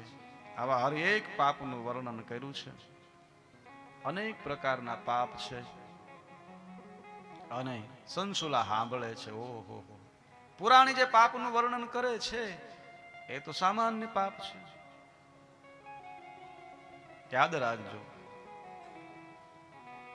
તમે દુનિયા આખામાં ગમે એનાથી છટકી હગશો, પાપથી નહીં છટકી શકો. કર્મ છે ને એ પકડી લેશે. પછી સદ હોય તોય ભલે ને અસત હોય તોય ભલે. હા, તમને એમ થાય અમે હાવ ગામડામાં ને ક્યાં પડ્યા, અમે તો મજૂરી કરનારા, અમારા દીકરાનું શું થાય? પણ તમારું કર્મ સારું હશે ને તો તમારી પેઢીને ગમે એનાથી ગોતી અને ભવિષ્યમાં ગમે ત્યાં પોગાડી દેશે. ભાઈ, કર્મ પકડી લે, કર્મ ન છોડે. તમે કદાચ હાવ જંગલમાં વયા જાઓ, ગુફામાં કોઈ તપ સાધના કરવા બેસી જાઓ, પણ સદકર્મ હશે ને તો ત્યાં આવી અને એ કર્મ પકડી લેશે. સંસુલા એમ કહેવાય છે કે સાંભળે છે કે આ તો જે મહાત્મા જે વાત કરે છે એ તો બહુ નાના પાપ છે. મેં જે પાપ કર્યા છે ને એ તો આખા પર્વત છે. આ તો રાઈના દાણા પાપનું વર્ણન છે. યાદ રાખજો, નાનામાં નાનું વાણીથી પણ ઘણા પાપ થતા હોય છે. મને ઘણા કહે કે ભાઈ મોટામાં મોટું ભજન કયું, કોઈ પૂછે કે મોટામાં મોટું ભજન કયું, તો હું એટલું જ કહું કે આ દુનિયામાં કોઈની એબ ઢાંકી દેવી ને એથી એકું મોટું ભજન નથી. કોઈની કાંઈ એવી વાત ખુલે, કોઈની એવી કાંઈ જાહેરાત થાય, કોઈને પીડાદાયક કાંઈ વસ્તુ હોય અને એને તમે ઢાંકી દો ને, એટલે ભગવાન તમારી બધી વસ્તુ છે ને ઢાંકી દે. ભલામણ એબ ઢાંકો, કોઈની એબ ખોલવી મહાપાપ છે. આ સંસાર છે, કળિયુગ છે, કોના ઉપર ક્યારે શું બને. અને કોઈને પીડા થાય એવું ન બોલવું જોઈએ. કોઈને સંતાન ન હોય ને આપણે ટોન મારીએ, અંદર હૃદયમાં કોઈને લાગે ને. યાદ રાખજો, કોઈ પણ માણસ હોય એને અંદરથી લાગશે ને જ્યારે એ બોલશે એટલે શ્રાપ ગમે એનો જ લાગશે. એમાં પછી જ્ઞાતિ નથી. આશીર્વાદ માટે અમે કઈ સાધુ બ્રાહ્મણો આપીએ, પણ શ્રાપ તો ગમે એનો લાગશે. યાદ રાખજો, કોઈને નાભીમાં, કોઈને આંતરડામાં એવી તકલીફ થાય, અંતર ભીતરમાં તકલીફ થાય, એવું ન કરીએ. જુદા જુદા પાપ વર્ણેવા સંસુલા. ઓહો, આ પુરાણી જે વર્ણવે છે તો રાઈના દાણા જેવા પાપ છે. અને મેં તો કેવડા મોટા પાપ કર્યા છે. સંસુલા જે કથા કહે છે, પુરાણી પાસે આવીને કહ્યું છે, અશ્વમેધ શતમ કૃત્વા ગંગા સ્નાનમ સત સમાન શુદ્ધિ જાયતે પ્રાપ્તો. હું 1000 વાર સ્નાન કરું ગંગામાં, અશ્વમેઘ યજ્ઞથી લઈ કાંઈ પણ કરું, મારા પાપ તો બળે એમ નથી, કારણ કે હું એવી પાપીની સ્ત્રી છું. શતમ કૃત્વા ગંગા સ્નાનાત્વા શતમ સમાન શુદ્ધિ જાયતે પ્રાયો મત પાપસ્ય ગરીષ્ય ન શુદ્ધિર જાયતે પ્રાયો મત પાપસ્ય ગરીયસ. અનેક વાર ગંગા સ્નાન કરું, સેંકડો અશ્વમેઘ યજ્ઞ કરું, મારા પાપનો નાશ થાય એમ છે જ નહીં, કારણ કે મેં કર્યા છે જેટલા. શું કરું? કિમ કરોમિ કવ ગચ્છામિ કમ વા શરણામાશ્રયે. હું શું કરું, ક્યાં જાઉં, કોનું શરણ લઉં? સંશુલાને ભય લાગ્યો. સંશુલાને બસ જે પુરાણીએ વર્ણન કર્યું કે એટલા પાપમાં આવી પીડા હોય અને સંશુલાને ભય લાગ્યો, હું કેવા કેવા પાપ ભોગવીશ, ઓહો મારે તો આ કેટલી વેદના ભોગવવાની થશે, કેટલી પીડા ભોગવવાની થશે, ડરવા લાગી. અને યાદ રાખજો, ભયથી પણ ભક્તિ થાય ને તો ફાયદાકારક હોય છે. ભક્તિના 4 પ્રકાર છે. કોઈ પણ પ્રકારે ભક્તિ થાય એ હંમેશા ફાયદાકારક હોય છે. ઘણા માણસ શું કે ઓલો ભાઈ બહુ મંદિરે જાય ને પૂજા પાઠ કરે ને ઢોંગ કરે છે. ભલે ને ઢોંગ પણ કરે છે તો પૂજા ને કરે છે તો પૂજા કે નહીં, એનું ફળ મળે જ ભલા માણસ. તમે અગ્નિમાં પગ તમારો અજાણતા અડે કે જાણતા અડે, અગ્નિ દજાડે કે નહીં? ઈ દજાડે દજાડે ને દજાડે. એમ ભક્તિ તમે કોઈ પણ ભાવથી કરો એનું ફળ તો મળે મળે ને મળે. ડરથી ભક્તિ કરો તોય ફાયદો છે. ભક્તિના 4 પ્રકાર છે. આર્તનાદ છે, જિજ્ઞાસા છે, યથાર્થ છે અને જ્ઞાન યોગ છે. ચોથો જ્ઞાન યોગ છે.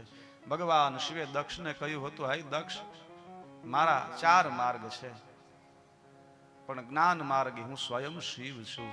અને આ જ વાત ભગવાન કૃષ્ણએ અર્જુનને કહી હતી, અર્જુન મારી 4 પ્રકારે ભક્તિ છે પણ જ્ઞાન યોગ એ સ્વયં મારું રૂપ છે. અર્જુન કરોડોમાં કોક મને ઓળખી શકે, મને પામી શકે. શિવ મહાપુરાણ જ્ઞાન યજ્ઞ છે. આ કથા થોડી જો તમને ગહન લાગે, અઘરી લાગે થોડી કથા, કારણ કે આ તો સોખા ઘીનો શીરો છે બાપુ,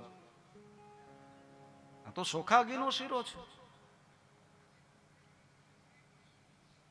સંચુલાને એમ કહેવાય કે ડર લાગ્યો છે. ડરથી લાગે ભક્તિ તોય કામ નહીં, બીને લાગે એનું કઈ વાત.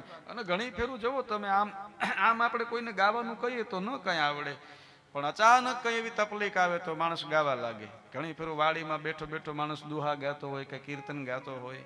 હા, અહીંયા તો અમે ઘણી વાર આ વાત કહીએ છીએ કે અહીંયા તો કઈ તમારે ન હોય, પણ અમે તો સૌરાષ્ટ્રમાંથી આવીને ગાંડી ગીરમાંથી આવી અને ત્યાં તો ડાલામાં તો હાવ જ હોય. અને તમે ક્યારેક ગાડી લઈને ગયા હોય, 2 વ્હીલર લઈને નીકળ્યા હોય ને બરોબર ગાડીમાં પંચર પડે અને આમથી બરોબર સિંહ આવે. અહીંયા આપણે કોકને કીધું હોય હનુમાન ચાલીસા ગાઈ તો 2 જ કડી આવડે, પણ એ જેથી ગાડીનું પંચર પડે ને સિંહ ડણક દઈને તમને આખી હનુમાન ચાલીસા આવડે. હા, ભયની ભક્તિ થાય ને ભાઈ. કહેવાનો ભાવાર્થ જે છે, ડરથી પણ ભક્તિ કામની હોય છે. બીજી ભક્તિ યથાર્થ છે, આપણે કોઈ માનતા માની યથાર્થ છે. ત્રીજી જિજ્ઞાસા છે, એ સારી છે. કથા છે ને જિજ્ઞાસા છે. આપણે કથા શા માટે રાખીએ છીએ? ઈશ્વર પ્રત્યે જિજ્ઞાસા છે, અને જિજ્ઞાસા પછી જ જ્ઞાન યોગ થાય છે. જિજ્ઞાસા વગર જ્ઞાન પ્રાપ્તિ ન થાય. સંશુલાને ભય લાગ્યો, રડવા લાગી છે. ઓહો હો હો, સંશુલા બેઠી બેઠી રડે છે, મારું શું થશે, મને કેવી યાતના, કેવી પીડા. અને યાદ રાખજો, આ કથા કેવળ સંશુલાની નથી, જીવ માત્ર શેલે રડે છે. કારણ કે આપને ખબર જ હોય આપણે શું કરી છે. આપણે શું કરીએ આપને ન ખબર હોય, બીજા કોને ખબર હોય? પણ એ ક્યારે રડે ખબર? જીવનનો છેલ્લો સમય આવે ને પછી ખબર પડે ને કે હવે હું નહીં રહું, ત્યારે હર એક જીવ રડે છે. આપણું એક ભજન છે, રેન પડે તબ રોવે છકવી. રેન પડે એ તો છકવી અને ચંદ્રના રૂપમાં છે, પણ એ જ ભજનને મારે કેવું હોય ને તો મારી ને તમારી અંદર બેઠેલી છકવી છે ને, રેન કહેતા રાત, જ્યારે જીવનની રાત પડી જવાની ત્યારે ઈ પણ રોવે છે. હા, ઓહો, મેં કેવા કેવા કર્મ કર્યા છે. હા, સંશુલા રડે છે, ભય લાગ્યો છે. મારા ને તમારા જીવનના જ્યારે અંતિમ સમય આવે ને ત્યારે આપને પણ પછી રડવું આવે, પણ પછી કામનું શું? રેન પડે તબ રોવે છકવી, રેન પડે તબ રોવે. માણસ આ ઘણી ફેરું કથા છે ને, આપણે જયારે સશક્ત ને હોય ત્યારે શાસ્ત્રને આપણે બહુ ન એમાં ઉપર આપણે વિશ્વાસ બે કે હશે ભાઈ વાતો છે, વંદન કરીને વયા જાય, પણ આ 100% સત્ય છે. એવો સમય આવે ને ત્યારે ખબર પડે, પણ પછી રસ્તો છે નહીં, પછી કોઈ ઉપાય માર્ગ છે નહીં. અંતિમ સમયે ન રડવું હોય ને તો ભગવાનના નામનું ભજન કરી લ્યો, બાકી તો જીવ પછી પોકાર કરે છે. રેન પડે જબ રોવે ચકવી, રેન પડે જબ રોવે ચકવી, अपने दिल से लगन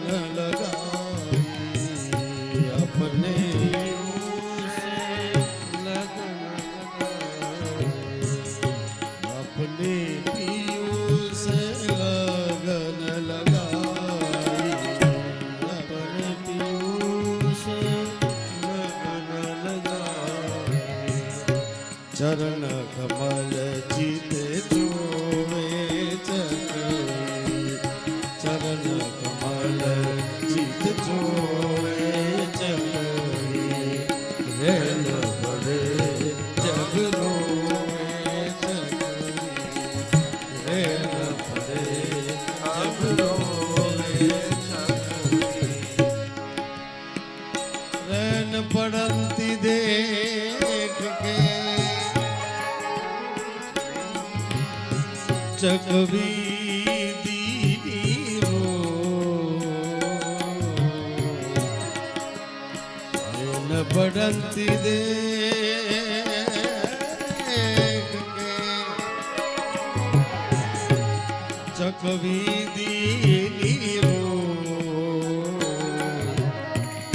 હાલો ચકવા વહાં જાઈએ હાલો ચકવા વહાં જાઈએ વેલન પડદીઓ રેલન પડદીઓ તોલખ યોજન ચંદ્ર રહે દુર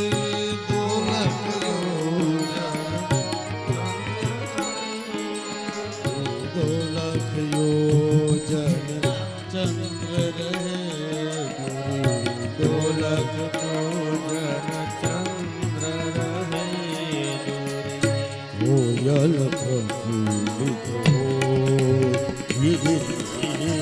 કોયલ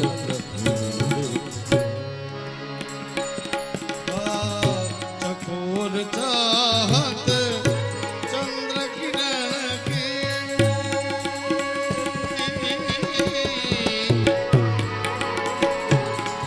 अरे चकोर चाहत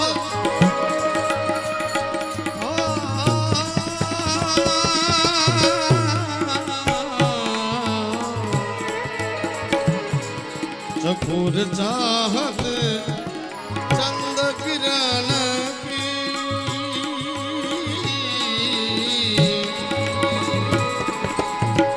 जीवन में नहीं सोए चकरी जीवन में नहीं सोए चकरी रेल पड़े चकरी रेल पड़े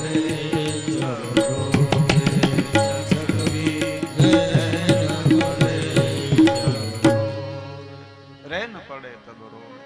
જ્યારે દર્દ આવે, દુઃખ આવે, પીડા આવે, સંકટ આવે, ત્યારે આપણે રડીએ, ત્યારે યાદ કરીએ ઈશ્વરને. આમ તો ન કદાચ આપણે સ્વીકાર કરીએ જ્યાં સુધી સક્ષમ છીએ, પણ કોઈ એવી વિપદા આવે. જો ઘણી વાર એવું બને, ઘણા એમ કે અમે આ ન માની, ફલાણું ન માની, આમ ન હોય, પણ એવી તકલીફ આવે તો અડધી રાતે એની પાસે ને જવું પડે. ઘણા એમ કે ભાઈ અમે આ નથી માનતા, દોરા ધાગા હતા, એવું કષ્ટ આવે તો એની પાસે જવું પડે. નક્કી નથી. રેન પડે તબ રોવે ચકવી. જયારે કષ્ટ આવે, સંસુલા રડવા લાગી છે અને પુરાણીને કહ્યું કે આજ મને કેમ મારા પાપ દેખાય છે. ઓહો, મેં જીવનમાં કદી પાછું વળીને જોયું નથી. બીજા નાશ દોષ જોનારી હું, અને આજ મને મારા તરફ ભીતર દ્રષ્ટિ ગઈ. આનું કારણ શું? અને ત્યારે પુરાણીએ કહ્યું, દૃષ્ટિયા કાલે પ્રબુધાશી શિવાનુગ્રહ તો બરાબર. એમાં શિવ પુરાણ શ્રુત્વા વૈરાગ્યવત કથા. એ સંસુલા તે ભગવાન શિવની કથા શ્રવણ કરી છે, અને શિવ કથા શ્રવણ કરવાથી વૈરાગ્ય પ્રગટ થાય છે. યાદ રાખજો, મહાદેવની કથા શ્રવણ કરવાથી શું થાય? વૈરાગ્ય પ્રગટ થાય. બોલે કયો વૈરાગ્ય? કે તમે બધું મૂકીને ગિરનારમાં વહી જવાની એ વૈરાગ્યની વાત નથી હો. હા, અને ત્યાં જગ્યાએ નથી. હા, એ કરતા અહીંયા હારા છો, એની કરતા બહુ શાંતિ છે તમે જ્યાં છો ત્યાં. હા, હોય છે સમય સમયની સાથે બધું. કયો વૈરાગ્ય? આ ઘણા નથી અચાનક વૈરાગ પ્રગટ થઈ જાય તો, એવા વૈરાગ્યની વાત નથી. એક જણો તો બાપુ એક દ્રષ્ટાંત પણ આપવું આ બધાને. આમ સાધુની જમાત નીકળી ને તે જોઈ ગયો, તો એ સાધુની જમાતની હારવાર ગયો ને ભાઈ એક ગામના મોટા ગામધણી હતા, એને તો સાધુની જમાત આવી એટલે સ્વાગત કર્યું, એનું આગતા સ્વાગતા કરી અને જમાડી. આખી જમાતને ના જોઈ ગયો હોય કે આમાં તો સારું સારું જમવાનું ને આવું બધું હોય. બાપુને કીધું, મુખ્ય બાપુ હતા, બાપુ કે અમે ભક્તિ કરના હે, ત્યાંથી હિન્દી ચાલુ કરી દીધી. સાધુ કે કાંઈ વાંધો નહીં બચ્ચા, આવી જાવ. બીજું હું આવ્યો ઘરે અને કીધું બસ હવે મને તો ભક્તિ લાગી છે અને હું તો નીકળી જવાનું. એના ઘરના કીધું કે હવે આપણે સંતાનો નાના છે અને ટૂંકમાં આળસુ માણસ. ભક્તિ છે એ આળસ માટે નથી, ભક્તિ છે પુરુષાર્થ માટે છે, ભક્તિ છે કાયરતા માટે નથી, યાદ રાખજો. એની ઘરવાળે કીધું કે ભાઈ તમે કાંઈ કામ ન કરતા પણ તમારી હાજરી હોય ને તો છોકરા મોટા થઈ જાય, જરૂરી છે, બધું કામ હું કરીશ.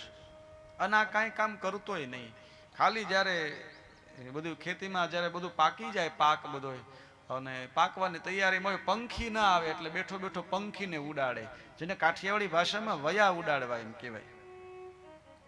અહીંયા પણ એમ કહેવાય, હા, વયા ઉડાડે બેઠો બેઠો. એટલું કામ કરતો, એમાં એને આળો થઈ કે નહીં હવે અમને તો લાગી ગઈ છે ભક્તિ, અમે તો બસ નીકળી જાવ એમ કઈ નીકળી ગયો. પછી તો બાપુ હારે ગયો, બે ચાર જગ્યાએ જમવાનું હારું હારું થયું. પછી ભાઈ સાધુતા છે તો અઘરી ને. હા, મને એક ભાઈએ પૂછેલું કે જાહેર જીવનમાં કોણ આગળ વધી શકે? પછી કલાનું હોય, કથાનું હોય, એનો સૌથી પેલો ગુણ ઈ છે બાપુ, 365 દિવસે બટેકા ખાઈ શકે નહીં, ક્યાંય પાછો ન પડે. બટેકાનું શાક એ સરકારી શાક છે. જાહેર જીવનમાં મોટામાં મોટો એના ગુણ હોવો જોઈએ. 365 દિવસ બટેકાનું શાક ખાઈ શકે એ જ આગળ આવી શકે ભાઈ. અને આ દેશમાં મોટા મોટો પ્રશ્ન હોય ને બાપુ, જો યુક્રેન ને રશિયાનું યુદ્ધ હાલે છે, એ આપણા માટે બહુ પ્રશ્ન નથી મોટો. હા, અત્યારે ઈરાન, ઇઝરાયલ અને અમેરિકા એનો બધો જંગ હાલે છે અને કદાચ ખાડીના દેશોમાં આપણે તેલ ડીઝલનું કેમ થાય એ બહુ મોટો પ્રશ્ન નથી. હજી આપણી પાસે 25-30 જમણ જેટલું હાલે એટલું છે. ખૂટવાડી દેશો, કારણ કે માણસો સાંભળ્યું એટલે ટાંક્યું ફૂલ મળ્યા કરાવવા, બરાબર. મોટામાં મોટો પ્રશ્ન હોય ને આપણા દેશમાં બેનો તો કયો છે ખબર? કેવો પ્રશ્ન છે મોટામાં મોટો? કેવો પ્રશ્ન છે? શાક હેનું કરવું ને એ બહુ મોટામાં મોટો પ્રશ્ન છે બેનો માટે. કાલ શાક હેનું કરશું. આનંદ માટે કહીએ છીએ. કહેવાનો ભાવાર્થ, મારો જે ભાવાર્થ છે એ માણસ તો પછી તો બાપુએ જુદા જુદા કામ હોપાન પછી તો ક્યાં જાય ને પછી તો કીધું કે હવે તમે ભ્રમણ માટે નીકળો. એટલે ભ્રમણ માટે નીકળો. 8-10-12 વર્ષ થઈ ગયેલા ને પછી ફરતો ફરતો પોતાના ગામ બાજુ આવ્યો ને એમાં બરોબર એના ગામની બાજુમાં એક બીજું ગામ હતું, ત્યાં કોઈ મહંત બાપુ બ્રહ્મલીન થઈ ગયેલા, જગ્યા ખાલી પડી હતી ને આને જગ્યા આપીને ગામના 5 માણસો આવીને થોડીક જગ્યા સાફસૂફ કરી દીધી ને કીધું બાપુ અહીં જમીન પડી છે વાવી દે કે વાવી દો. વાવી દીધું ને ઉગ્યું ખરા. અને પછી હવને મોસમ ચાલુ થઈ એટલે કીધું કે હવે બાપુ કે અમારે મોસમ બધી ચાલુ છે એટલે પંખી તમારે ઉડાડવા જોઈએ. બેઠા બેઠા કેટલું તો કરે, મેળો બનાવી દીધો અને આજે ઘરેથી નીકળી ગયેલો એ પંખી ઉડાડે. બન્યું એવું કે મેળે બેઠો બેઠો સાધુ થઈને પંખી ઉડાડતો હતો. એમાં એની ઘરવાળીને જે છોડીને આવ્યો હતો એ બાએ ઘરઘણું કરીને આ જ ગામમાં આવેલી અને એના બીજા ઘરવાળાનો ભાત દેવા જાય અને બરોબર આને મેળા ઉપર જોયો કે આ તો મારા પેલા ઘર હતું ઈવડા ઈ છે, અહીંયા બેઠા બેઠા પંખી ઉડાડે છે. આવી હો બાઈ અને પાસે આવીને એટલું જ કીધું કે તમે ઘરેથી નીકળી ગયા, આપણા છોકરા રખડી પડ્યા, મારે રખડી ગઈ, હું રખડી ગઈ અને મારે બીજું ઘર કરવું પડ્યું. તમે એમ છો ભક્તિ લાગી, તારા ભાગમાં ઉડાડવાનો તો વયા જ હતા ને, ઉડાડવાનો તો પંખી જ હતા. તો આપણી વાડીએ ઉડાડ્યા હોત તો ઘર તો હચવાઈ જાય. ઘરની વાડીએ જો ઉડાડ્યા હોત તો ઘર હચવાઈ જાય. કહેવાનો ભાવાર્થ જે છે વૈરાગ્ય કોને કહેવાય? મારા મત મુજબ, સંત મત મુજબ અને શાસ્ત્ર એમ કહે છે કે સંસારી માટે વૈરાગ્ય કયો છે? એક લાગે વૈરાગ્ય અને ઘર છોડીને જતા રહે બહુ અહોભાગ્યની વાત છે. બાળાપણથી ભક્તિ કરે, જગથી રહે ઉદાસ, તીર્થ એની આશા કરે ક્યારે આવે હરિનો દાસ. પણ સંસારી માટે હવે આપણે મૂકીને જઈએ ને એને વૈરાગ ન લાગ્યો કહેવાય, તો ઠાકીને ગયા કહેવાય. ઘણા એમ કે હવે ગિરનાર વહી જવું છે. હા, એ તો તમારું હવે કઈ હાલતું નથી ઘરે હાથે, એને કઈ ભક્તિ ન લાગી કહેવાય ભાઈ. સંસારી માટે વૈરાગ્ય એ છે જે છે એનો સ્વીકાર કરવો. આપણા માટે વૈરાગ્ય એ છે આપણે જે મળ્યું ને એનો સ્વીકાર કરવો, એ વૈરાગ્ય. આપને જે પુત્ર છે, આપને જે સાસુ મળ્યા, આપને જે પત્ની મળી, આપને જે પુત્ર વધુ મળી, આપણા ભાગ્યમાં જે દીકરો છે, આપણા ભાગ્યમાં જે દીકરી છે, આપણા કુટુંબ જે છે, આપણા પાડ જે એનો સ્વીકાર કરવો એને વૈરાગ્ય કહેવાય. જે છે એમાં જીવવું એને વૈરાગ્ય કહેવાય. આપણી પરિસ્થિતિ છે એમાં જીવવું એને વૈરાગ્ય કહેવાય. સંસારમાં કોને વૈરાગ્ય કહેવાય? કે આપણી જે આવક છે, આપણી જે પરિસ્થિતિ છે એને અનુરૂપ જીવવું, એનું નામ વૈરાગ્ય. આપણે બાકી કોઈ એવા વૈરાગ્યના માટે ગિરનાર જતું રહેવું, હિમાલય જતું રહેવું નહીં. આપણા માટે વૈરાગ્ય એ છે જે છે એનો સ્વીકાર કરવો. જે મને મળ્યું છે મારા કર્મના અનુરૂપ મળ્યું છે. સંશુલાને કહ્યું પુરાણીએ ઈમાં શિવ પુરાણ શ્રુત્વા વૈરાગ્યવત કથા. તો ભગવાનની વૈરાગ્ય વાળી કથા, શિવ પુરાણની કથા સાંભળવાથી આપને દર્પણ આપણું જીવન જે છે બતાવે છે, આપણું કર્મ બતાવે છે. અને યાદ રાખજો, ભગવાન શિવે પણ કહ્યું છે, હે દેવી કથાયા સિદ્ધયતિ ધ્યાન મનયા ગિરિજા પ્રતે ધ્યાન જ જ્ઞાનમ પરમ તસ્માત કેવલ ભવતી ધ્રુવતા. કથાથી ભગવાનનું ધ્યાન સિદ્ધ થાય છે અને ધ્યાનથી જ જ્ઞાન સિદ્ધ થાય. અને એ જ્ઞાન થકી એ પરમ પદ જે પરમ સ્વરૂપ જે છે, જે કેવલ્ય છે એના દર્શન થાય છે. ક્યારે? કથા થકી. કારણ કે તમે યોગ કરો ને તો અષ્ટાંગ યોગ કરો તો 6 થી 7 સુધી તો સગુણ જવું પડે ને પછી નિર્ગુણની વાત આવે. કથા ત્યાં સુધી સહજ પોગાડે છે. અને કહ્યું કે એનો કોઈ ઉપાય ખરો હું આ પાપમાંથી મુક્ત થાવ? પુરાણીએ કહ્યું ભગવાનની કથા શ્રવણ કરે તો તું મુક્ત થા. અને સંશુલાએ વિનંતી કરી છે અને ફરીથી પુરાણીએ કથાનો આરંભ કર્યો છે. શિવ મહાપુરાણની વિધેશ્વર સંહિતાથી લઈ અને વાયવી સંહિતા સુધીની કથા કહી છે. આદંત મંગલમ સમાન જાત ભાવ માર્ગમ તમીશમ જરામરમાત્મ દેવમ પંચાનન પ્રબલ પંસવીનોદ શીલમ સંભાવયે મનશ્રી શંકર મહાત્મદેવ. વિધેશ્વર સંહિતાની અંદર ભગવાન શિવજી છે એની વિવિધ પૂજાનો મહિમા છે, પાર્થિવ લિંગ પૂજનનો મહિમા છે. વિધેશ્વર સંહિતાની અંદર બંધન કોને કહેવાય, મોક્ષ કોને કહેવાય, વિધેશ્વર સંહિતામાં ભસ્મ રુદ્રાક્ષ આનું મહાત્મય છે. વિધેશ્વર સંહિતાની અંદર શિવ નામનો મહિમા છે. શિવ મહાપુરાણની બીજી સંહિતા છે જેનું નામ રુદ્ર સંહિતા છે. શિવ મહાપુરાણમાં કુલ 7 સંહિતાઓ છે. એમાં બીજી સંહિતા જેને રુદ્ર સંહિતા કહેવાય છે, અને રુદ્ર સંહિતામાં 5 ખંડ છે. અને એ રુદ્ર સંહિતાને શિવ મહાપુરાણનું હૃદય કહેવાય છે. પ્રથમ ખંડ છે સૃષ્ટિ ઉપન્યાસ ખંડ, જેમાં કઈ રીતે બ્રહ્મા અને વિષ્ણુ ભગવાન અને કઈ રીતે એના વચ્ચે વિવાદ થયો. દેવાદિદેવ મહાદેવ તેજોમય સ્વરૂપે, અરુણાચલ સ્વરૂપે, અગ્નિ સ્વરૂપે એની વચ્ચે પ્રગટ થયા. બ્રહ્મા અને વિષ્ણુ ભગવાનના અહમને દૂર કરી અને તેજોમય અમાપ સ્વરૂપ છે એ અણુસમ બન્યું છે. અને ત્યારથી જગતમાં શિવલિંગ પૂજનનો આરંભ થયો છે. જે અમાપ છે, જે અલિંગ છે, લિંગ કહેતા કોઈ પ્રતીક ચિહ્ન જેનો કોઈ આકાર નથી એનું ચિહ્ન એ શિવલિંગ. અને જગતમાં શિવલિંગ પૂજાનો આરંભ થયો છે. અને એ દિવસ શિવરાત્રી છે. સૃષ્ટિ ઉપન્યાસ ખંડની અંદર આગળ બ્રહ્મા દ્વારા સૃષ્ટિની રચના છે. બીજો ખંડ સતી ખંડ છે. બ્રહ્માજીના તપ થકી, દક્ષ મહારાજના તપ થકી આદિ શક્તિ પરાશક્તિ માં ભવાની બ્રહ્માંડ ભાંડોદરી જે જગત જનેતા છે, જગજનની છે, એ દક્ષ મહારાજના તપ થકી એને કેવળ તેજોમય દર્શન થયા છે. અને એમના દીકરી થઈને આવ્યા છે. અને અંતે જ્યારે દક્ષ શિવ માયા થકી ભૂલી જાય અને પરાશક્તિ જ્યારે સ્વયં ફરી મણિદ્વીપમાં બિરાજે એ કથા છે. માં ભગવતીના શરીરમાંથી અંગ આભૂષણ જ્યાં જ્યાં એક એક અંગ આભૂષણ પડ્યા છે ત્યાં એક એક શક્તિપીઠ છે. ત્રીજી પાર્વતી ખંડ છે. રુદ્ર સંહિતાનો ત્રીજો ખંડ પાર્વતી ખંડ છે. એમાં માં ભવાની પાર્વતી તપ કરી ભગવાન શિવને પતિ તરીકે મેળવ્યા છે. ચોથો કુમાર ખંડ છે જેમાં કાર્તિક અને ગણેશ ભગવાન એમના પ્રાગટ્યની કથા છે. પાંચમો યુદ્ધ ખંડ છે જેમાં જલંધર, તારકાસુરના 3 દીકરા એના વધની કથા છે. અંધકના કલ્યાણની કથા છે. શંખચૂડ નામના અસુર એના કલ્યાણની કથા છે. બાણાસુરનું જે ભગવાન શિવે અહમ દૂર કરાવ્યો છે એની કથા છે. હું સંક્ષિપ્તમાં આપને શિવ કથાનો એ વિસ્તાર આપું. રુદ્ર સંહિતા ભગવાન શિવનું હૃદય છે અને ત્રીજી સંહિતા શતરુદ્ર સંહિતા છે. ભગવાન શિવના વિવિધ અંશ અવતાર છે. મહાદેવ જન્મ લે નહીં, મહાદેવ જન્મ દે નહીં, પણ એમના અંશમાંથી અનેક પ્રકારે અવતારો છે. આ જગત શિવાંશ કહેવાય છે. અને આપણે તો સ્વયં દશનામની આપણી શ્રદ્ધા, આપણે શિવ વંશ કહેવાય છે. ભગવાન શિવના અંશ થકી નાદ પરંપરા છે. નાદ થકી આપણે અંશ છીએ. એ દિવ્ય પરંપરા છે. ભગવાન શિવના વિવિધ અવતારોની કથા છે. 11 રુદ્ર રૂપે ભગવાન શિવ બિરાજે છે.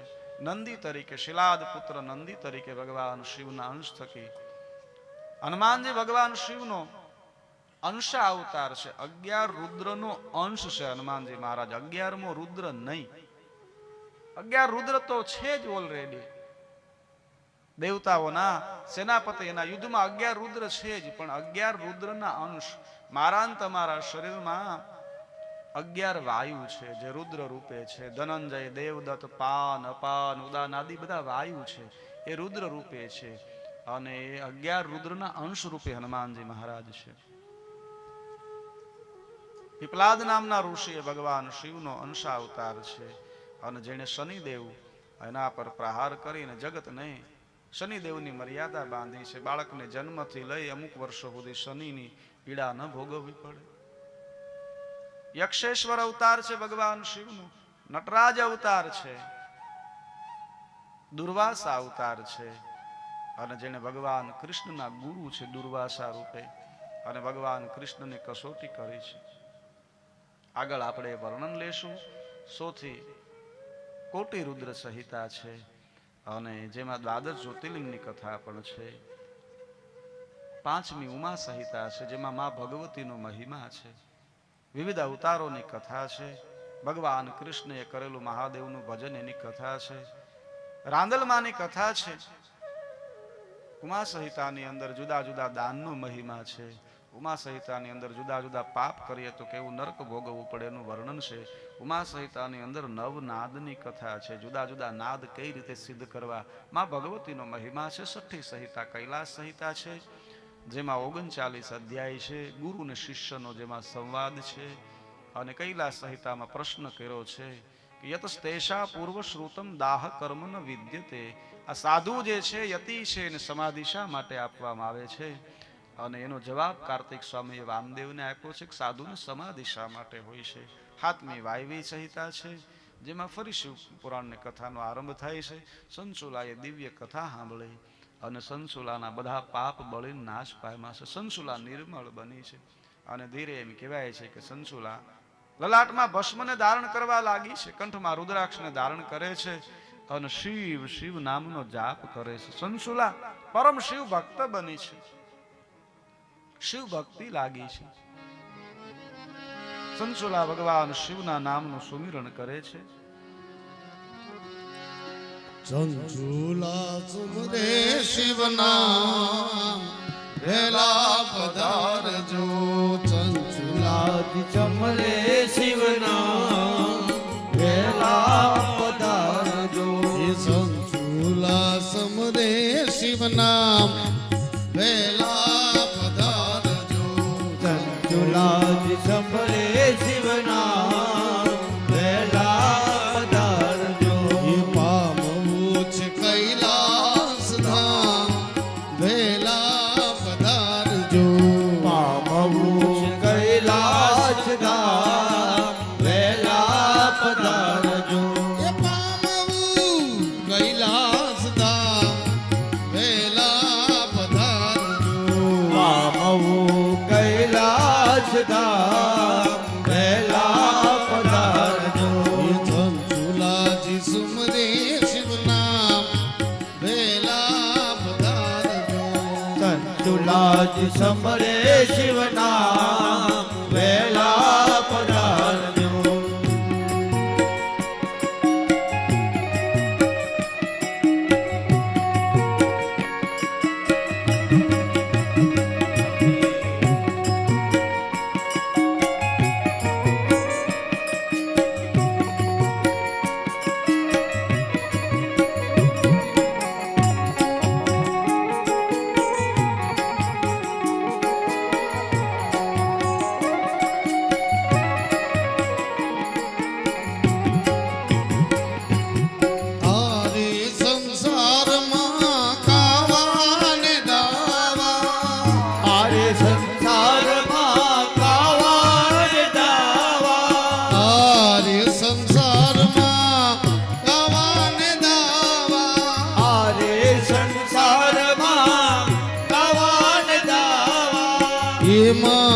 કઠિન છે શિવ ગુણ ગાવા એમાં કઠિન છે શિવ ગુણ ગાવા ઓ એમાં કઠિન છે શિવ ગુણ ગાવા એમાં કઠિન છે શિવ ગુણ ગાવા બોલાવો તારો ભવપા વેલા પધારજો બોલાવું તારું ભવ પાર વહેલા પધારજો એ બોલાવો તારો ભવપા વેલા પધારજો બોલાવું તારું ભવ પાર વહેલા પધારજો મારે પામવું છે કૈલાસ ધામ વેલા પધારજો પામવું છે કૈલાસ ધામ વહેલા પધારજો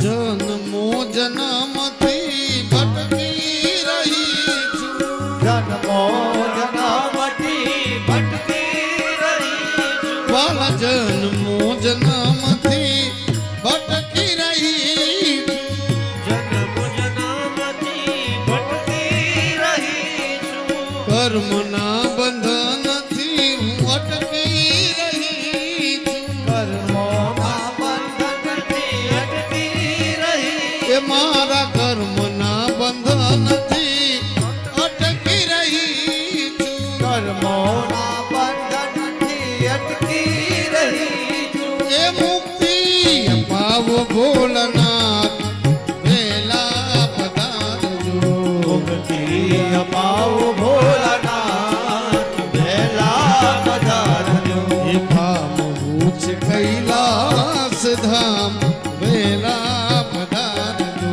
પામવું છે કૈલાસ ધામ વહેલા પધારજો વહેલા પધારજો મારા હૃદયમાં તમે વેલા પધારજો મારા હૃદયમાં વહેલા પધારજો મારા હૃદયમાં એ વેલા પધારજો મારા હૃદયમાં પામવું કૈલાસ ધામ વહેલા પધારજો એ પામવું છે કૈલાસ ધામ વેલા પધારજો સંતુલાથી સમરે જીવના વહેલા પધારજો સંસુરાજી સમરે શિવનામ વેલા પધારજો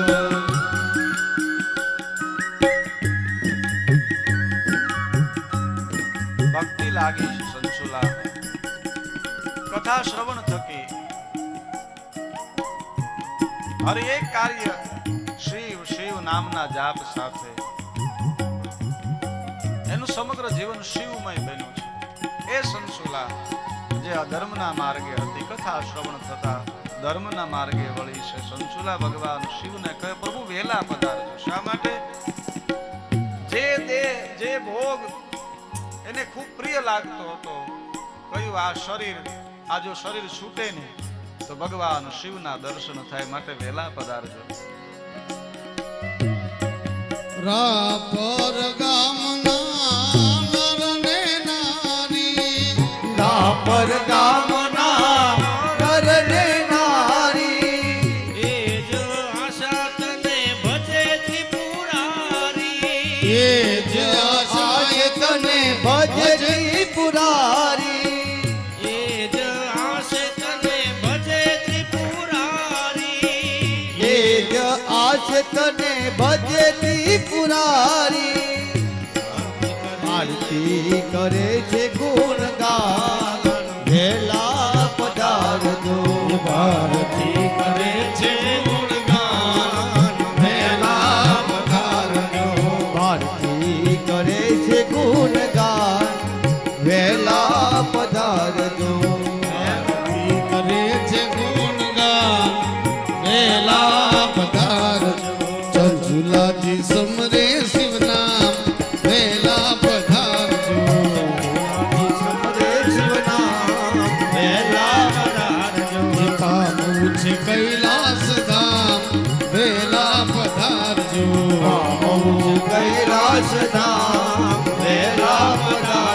એ ભોળા ઉતારો ભવ પાર વેલા પધારજો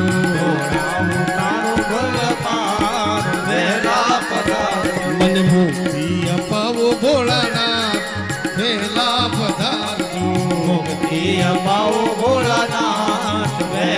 પધારજો એ બહારથી કરે છે ગુણગાન વેલા પધારજો ભોળા વેલા પધારજો શિવજી વેલા પધારજો ભોળા વેલા પધારજો સંસુલા ભગવાન શિવનું શિવાર્ચન નિત્ય ભજન પૂજન પાર્થિવ લિંગ બનાવી આદિ શિવમય બની છે. પુરાણી પાસેથી કથા સાંભળતા ડર લાગ્યો અને ભક્તિ જાગી. પુરાણીએ કથા શ્રવણ કરાવી સંસુલાના પાપ બળીને ભસ્મ થયા અને પાપ બળીને પછી જ આપને હાસો માર્ગ મળે. પુરાણીએ કહ્યું ધ્યાયત સદા શિવ પદામ્બજ શૈતશા નિર્મલ વે. હે સંસુલા, તું ભગવાન શિવનું નિત્ય ચિંતન મનન પૂજન કરે અને એકેન જન્મના મુક્તિમ સત્યમ સત્યમ વદામ્યહમ. હું કહું છું તારો એક જ જન્મમાં ઉદ્ધાર થઈ જશે. અને સંસોલાનું શિવમય જીવન અંતે એમ કહેવાય છે કે વિમાન દ્રુત માયાંત પ્રેષિત ત્રિપુરારિણા. ભગવાન શિવે વિમાન મોકલ્યું છે. સંસુલાએ વિનંતી કરી. અંતે ભક્તની વિનંતી કઈ હોય છે? ભક્તિના માર્ગે મોટા મોટો આનંદ કયો હોય છે ખબર? જ્યારે અંત સમય આવે ને ત્યારે ભક્ત એ નિરાશ ન થાય, એ અવસર ગણે છે. કારણ એ તો ભગવાન પોતાના ઈષ્ટને મળવા માટેનો અવસર છે. સંસુલા કહે હવે આ દેહ છૂટે પ્રભુ તમારા દર્શન થાય. ભોળાનાથ હે મહાદેવ, જો આપણે જીવ ભાવે છે ને બહુ આપણે કોઈ દેહ છોડવાની વાત કરે તો અઘરામ અઘરું તો શરીર છોડવું દેહ છોડવું એ જ છે ને. પણ ભક્તિમાં આધ્યાત્મમાં જે મહાપુરુષો પછી એના દેહ એમ થાય ક્યારે છૂટી જાય અને ભગવાનની પ્રાપ્તિ થાય. સંસોલા ભગવાન શિવનું સ્મરણ કરે છે. વિમાનમ દ્રુત માયાંતમ. ભગવાન શિવે વિમાન મોકલું છે. વિમાન મોકલવું એટલે આપણે ઘણી વાર એમ થાય દાદા કે ભાઈ વિમાનનું કીધું એટલે કાયદેસર આમ આપણે હેલિપેડની અંદર વિમાન આવે ને આવતું છે એમ નહીં. એમ વિમાન લેવા ન આવે. પણ ભક્ત પુરુષ જ્યારે કોઈ ભક્ત ધ્યાનમાં બેસે અને બ્રહ્મરંધથી એનો પ્રાણ છોડે એને વિમાન લેવા એવું કહેવાય.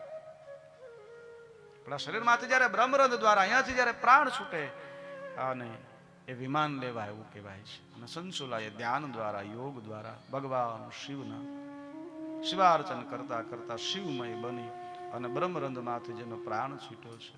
અને સંસુલાને એમ કહેવાય કે જેવો દેહ છોડ્યો અને કૈલાસમાં સંસુલા આવી છે. શિવલોક મળ્યો છે. ભગવાન શિવના દર્શન થયા છે અને મહાદેવના દર્શન થતા એના અનેક જન્મના જે પાપ હતા એ બળીને ભસ્મ થયા. એવડો પુણ્યોદય થયો. ભગવાન શિવની કથા જેને કેવળ ભય થકી સાંભળી હતી.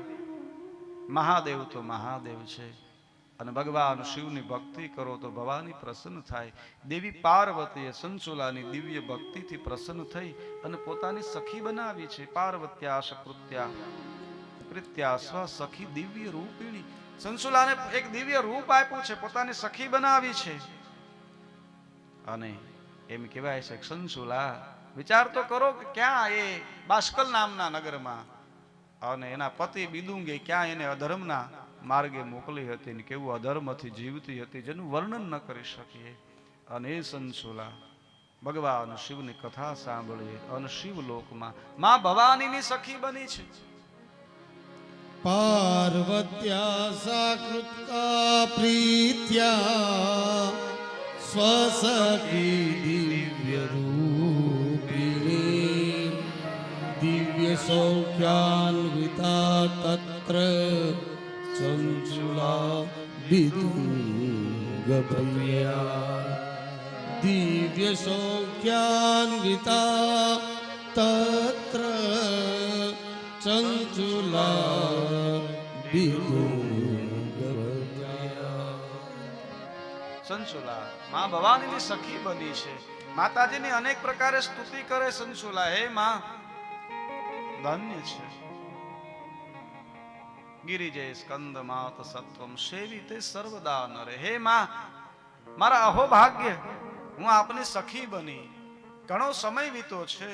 એકવાર સંસુલાના ચહેરા ઉપર થોડી હતાશા છે. અને આ જોઈ અને દેવી ભવાની, દેવી પાર્વતીએ કહ્યું, હે સંસુલા, તારા ચહેરા ઉપર હતાશા છે, નિરાશા છે. આ તો શિવલોક છે, કૈલાસ, અહીંયા હતાશા ન હોય, અહીંયા નિરાશા ન હોય. તારા ચહેરા ઉપર દેખાય છે, એનું કારણ શું? એને અહીંયા સ્થાન નથી, હતાશાને સ્થાન નથી. અને ત્યારે ચંચુલાએ કહ્યું, હે માં, આપની વાત સત્ય છે.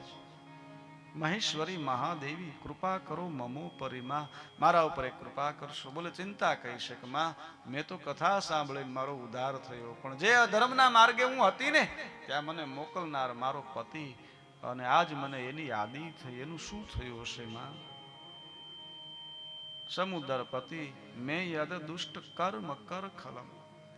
એને એટલા બધા પાપ છે, અને માં એને તો કેવી પીડાઓ, કેટલા એને નરક ભોગવા હશે. માં, એનો ઉદ્ધાર કેમ થાય? મારો તો મોક્ષ થયો માં, એનો મોક્ષ કેમ થાય? કેનો પાયન મેં ભરતા પાપાત્મા. મારા પતિનું કલ્યાણ કેમ થાય? દેવી ભવાની પ્રસન્ન થયા છે. ધન્ય સંસુલા, તું મારી સખી બન્યા પછી પણ, શિવલોકને પામ્યા પછી પણ તારા પતિની તે ચિંતા કરીશ. તારા પતિનું કલ્યાણ તો જ થાય જો ભગવાન શિવની કથા સાંભળે. 140 નરક ભોગવા પછી પણ તારો પતિ એવો બિદુંગ એ મુક્ત નથી થયો, એવડા પાપ છે. અને અંતે એને વિદ્ય નામના પર્વત ઉપર પ્રેત થઈ અને પીડાય છે. કહ્યું, માં, કોઈ ઉપાય કે? હા, ભગવાન શિવની કથા શ્રવણ કરે. અને કહ્યું, માં, મારા પતિના ભાગ્યમાં કથા કઈ રીતે? એ તો પ્રેત છે. માં ભવાની આદેશ કર્યો છે, અને ગંધર્વોના રાજા એવા તંબુરુ મહારાજ જે છે, નારદજીના જે સંગીત ગુરુ છે, અને એને આદેશ થયો. અને ગંધર્વના રાજા તંબુરુ મહારાજ આવ્યા છે. માએ આદેશ કર્યો છે પ્રસન્ન સીતે. માએ કહ્યું, જાઓ વિદ્ય પર્વત ઉપર જઈ ભગવાન શિવની કથા, શિવ મહાપુરાણ કથા કહો. આ સંસુલાનો પતિ જે બિદુંગ છે એનો ઉદ્ધાર કરો. અને ગંધર્વરાજ એકદમ આનંદમાં પ્રસન્ન સીતે. અહો ભાગ્ય, એવા કોના ભાગ્ય હોય કે જેને માં આદેશ કરે કથાનો? મારા અહો ભાગ્ય છે. ધીરે ધીરે સમય વીતો છે, લોકોમાં પ્રચાર થયો, વિદ્ય પર્વત ઉપર શિવ કથા થવાની છે. દેશ દેશાવરથી સંતો, વિદ્વાનો, બ્રાહ્મણો, ભક્ત માણસો વિદ્ય પર્વત ઉપર આવવા લાગ્યા છે. સમય જાતા કથાનો આરંભ થયો છે. બધા કથા સાંભળે પણ પ્રેત ન સાંભળી શકે. પ્રેતને તો, પ્રેત એટલે એક જાતની આપણી બુદ્ધિ પણ ગણાય. બોલો, પ્રેતને એમ જ થયા કરે, ખાલું ફોનમાં કઈ રહીને ગયું ને વોટ્સઅપ જોઈ લઉં. અટાણનું પ્રેતા, અટાણનું પ્રેતા કે એમાં જોઈ લે કઈ મેસેજ આતે કઈ નથી આવ્યો ને શું આવ્યું છે. મોબાઈલનું તો એટલું બધું પેલું છે, એની કોઈ સીમા જ નહીં. અને એ સમયની સાથે છે, હોવો જોઈએ, સારી વસ્તુ છે, પણ સતત એમાં ને એમાં રહી તો બહુ અઘરું. એમ હર એક વસ્તુ પોઝિટિવ અને અપોઝિટિવ બે હોય. અતિની ગતિની, મારો કહેવાનો ભાવાર્થ એ છે કે અતિની ગતિની. એટલું બધું અટાણે મોબાઈલનો. અમે ઘણી વાર કહીએ છીએ, એક સાસુએ એના પુત્ર વધુને કીધું કે બેટા થોડુંક હળદર વાળું પાણી ગરમ કરો. ગરમ પાણી કરો ને એમાં થોડીક હળદર નાખો, પછી કે એના કોગળા કરો. એટલે દીકરાની વહુએ કીધું, બા, મને કઈ ગળામાં બળતું નથી, કઈ તાવ શરદી જેવું છે નહીં ને, ખોટું હળદર વાળું ગરમ પાણી કરીને કોગળા. કે હા, એટલું મારું કયું કરો. આજે અમથું કઈક દિવસ હતો એવો, એટલે મારું કયું માનો. તે વહુ ને એમ થયું હશે કે છે, તો એટલે હળદર વાળું ગરમ પાણી કર્યું અને કોગળા કરવા ગયા. એટલે આમ કોગળા કરે તો અધર જોવું પડે ને, તો અધર જોયું. એ કે બા, અહીંયા તો ઝાડા બાંધી ગયા છે. પછી ને હાહુએ કીધું, ફોનમાંથી તમે ઊંચું જોવો તો ખબર પડે ને, આ ફોનમાં તમે એટલું જોઈ રાખો, આ એટલા માટે જ તમને કોગળા કરાવ્યા તમે અધર જોવો એમ. આ માણસને ઊંચું જોવાનો સમય નથી ફોનમાં. અને અટાણના જે બાળકો આવે છે ભાઈ, કેટલા ભાગ્યશાળી ફોન માટે જવું. હા, ઠીક છે, સમય સમય સાથે હોય છે. કહેવાનો ભાવાર્થ મારો જે છે, પ્રેત કથા ન સાંભળી શકે એટલે ગંધર્વ રાજે પોતાની વિદ્યાથી એને બાંધ્યા છે. અને કથા કહી છે શિવ મહાપુરાણની વિદેશ્વર સંહિતાથી લઈ, અગાઉ મેં જેનું વર્ણન કર્યું, જેની 7 સંહિતાઓ છે. વિદેશ્વર સંહિતા, રુદ્ર સંહિતા જેના 5 ખંડ, શતરુદ્ર સંહિતા, કોટી રુદ્ર સંહિતા, ઉમા સંહિતા, કૈલાસ સંહિતા અને વાયવી સંહિતા. શિવ મહાપુરાણનો એક એક શ્લોક જ્યાં શ્રવણ કરે છે અને બિદુંગ છે એ પાપમાંથી મુક્ત થવા લાગ્યો છે. 140 નર્ક ભોગવા છતાં જેને પીડા, જેનું પાપ એમાંથી છૂટો ન હતો, એ બિદુંગ એક એક પાપમાંથી મુક્ત થઈ અને દિવ્ય દિવ્ય દિવ્ય રૂપને ધારણ કરે છે. દિવ્ય રૂપો બભુવાસુ ગૌર વર્ણ શીતાંશુક. એ પ્રેતમાંથી મુક્ત થઈને એવું દિવ્ય રૂપ ધારણ કર્યું છે અને પ્રેત પીડાથી મુક્ત થઈ અને બિદુંગનો એમ કહેવાય કે મોક્ષ થયો છે. બિદુંગ કૈલાસમાં આવ્યો છે, શિવલોકમાં આવ્યો છે. ભગવાન શિવના દર્શન થયા અને ભગવાન શિવની અનેક પ્રકારે સ્તુતિ કરી છે. ધન્ય છે પોતાની પત્ની એવી સંશુલાનો પણ એમણે આભાર વ્યક્ત કર્યો છે. ધન્ય પતિવ્રતા નારીએ પતિને પ્રેત યોનિથી છોડાવ્યો છે. 88,000 ઋષિ મુનિઓને કથા કરતા કહે છે ભગવાન શિવની કથા યાસે અનાયાસે ભાવે અભાવે ડરથી કોઈ પણ પ્રકારે શ્રવણ થાય. ભગવાન શિવની પૂજા અથવા કોઈ પણ ભક્તિ કોઈ પણ ભાવે થાય, ફળ દેનારી છે. અને શિવ મહાપુરાણની અંદર આ 2 મહાત્મયની કથા છે. અને 2 મહાત્મયની કથા કયા પછી ઋષિ મુનિઓએ કહ્યું તો અમને વિધિ કહો, કથાનો વિધિ કહો, જેથી માણસને સંપૂર્ણ ફળ મળે. અથમ તે સંપ્રવક્ષ્યામિ સંપૂર્ણ ફલ હેતવે. વિધિ શિવ પુરાણ શ્રવણ શૌનક મુને. શિવ પુરાણ બેસાડવું એનો વિધિ શું છે? એમાં ઘણું બધું, પણ આપણે વિશેષ ન કહેતા. કહ્યું છે બધાને જાહેર કેવું કથામાં આવજો. કથામાં આમંત્રણની જરૂર નથી હોતી, પણ આપણે બધાને આવકારીએ. કથામાં આવે એને કહેવાનું હોય છે ભવિષ્યથી સમાજો અત્ર સાધુના પરમોત્સવ. કથામાં આવવાનો એક ફાયદો શું હોય છે કે અહીંયા સાધુ સમાજ આવશે, વિદ્વાનો આવશે, ભજનાનંદીઓ આવશે. પરાયણે પુરાણશ સેવશ પરમ અદ્ભુત. ભગવાન શિવના ભક્તો આવશે. અને સાધુ દર્શનનો મહિમા છે, સંત દર્શનનો મહિમા છે. કથામાં જે આવી સજ્જન માણસ હોય, શ્રદ્ધા લઈને આવે છે. અને તમારી સામે જે માણસ જે વસ્તુ લઈને આવે ની અસર તમને કરે. જો આપણે બજારમાં નીકળીએ ને તો બળદિયો ખાલી આમ નીકળે દાદા, બરાબર, ભલે એ બળદિયો હોય એ ઢીક ન મારતો હોય, પણ આપણે તરત ઓટલો ગોતી કે નયન કદાચ જો આની પ્રકૃતિ ફરી તો હુકામ બળદ છે. બળદ જોઈને આપણે પગથિયા ચડી જાય. એની પ્રકૃતિથી જો આપણે પ્રભાવ ન કરે, એને નીકળી જવું હોય, એને મનમાં એ ન હોય, પણ છતાં આપને એમ થાય હુકામ કે બળદ છે. તો એ જો આપને અસર કરે તો જે ભજન કરે છે એનો પ્રભાવ ભલા માણસ અસર ન કરે? જેનામાં સજ્જનતા છે એનો પ્રભાવ અસર ન કરે? કથામાં એટલા માટે આવવું જોઈએ કોઈ ભવિષ્યથી સમાજો અત્ર સાધુના પરમોત્સવ. અહીંયા સંતો, સજ્જનો, વિદ્વાનો, જ્ઞાનીઓ, બ્રાહ્મણો એ બધા પધારશે. ભાગ્ય રે મળે છે આવા સાધુ રે પુરુષ સનો સંગ મહારે પુરુષ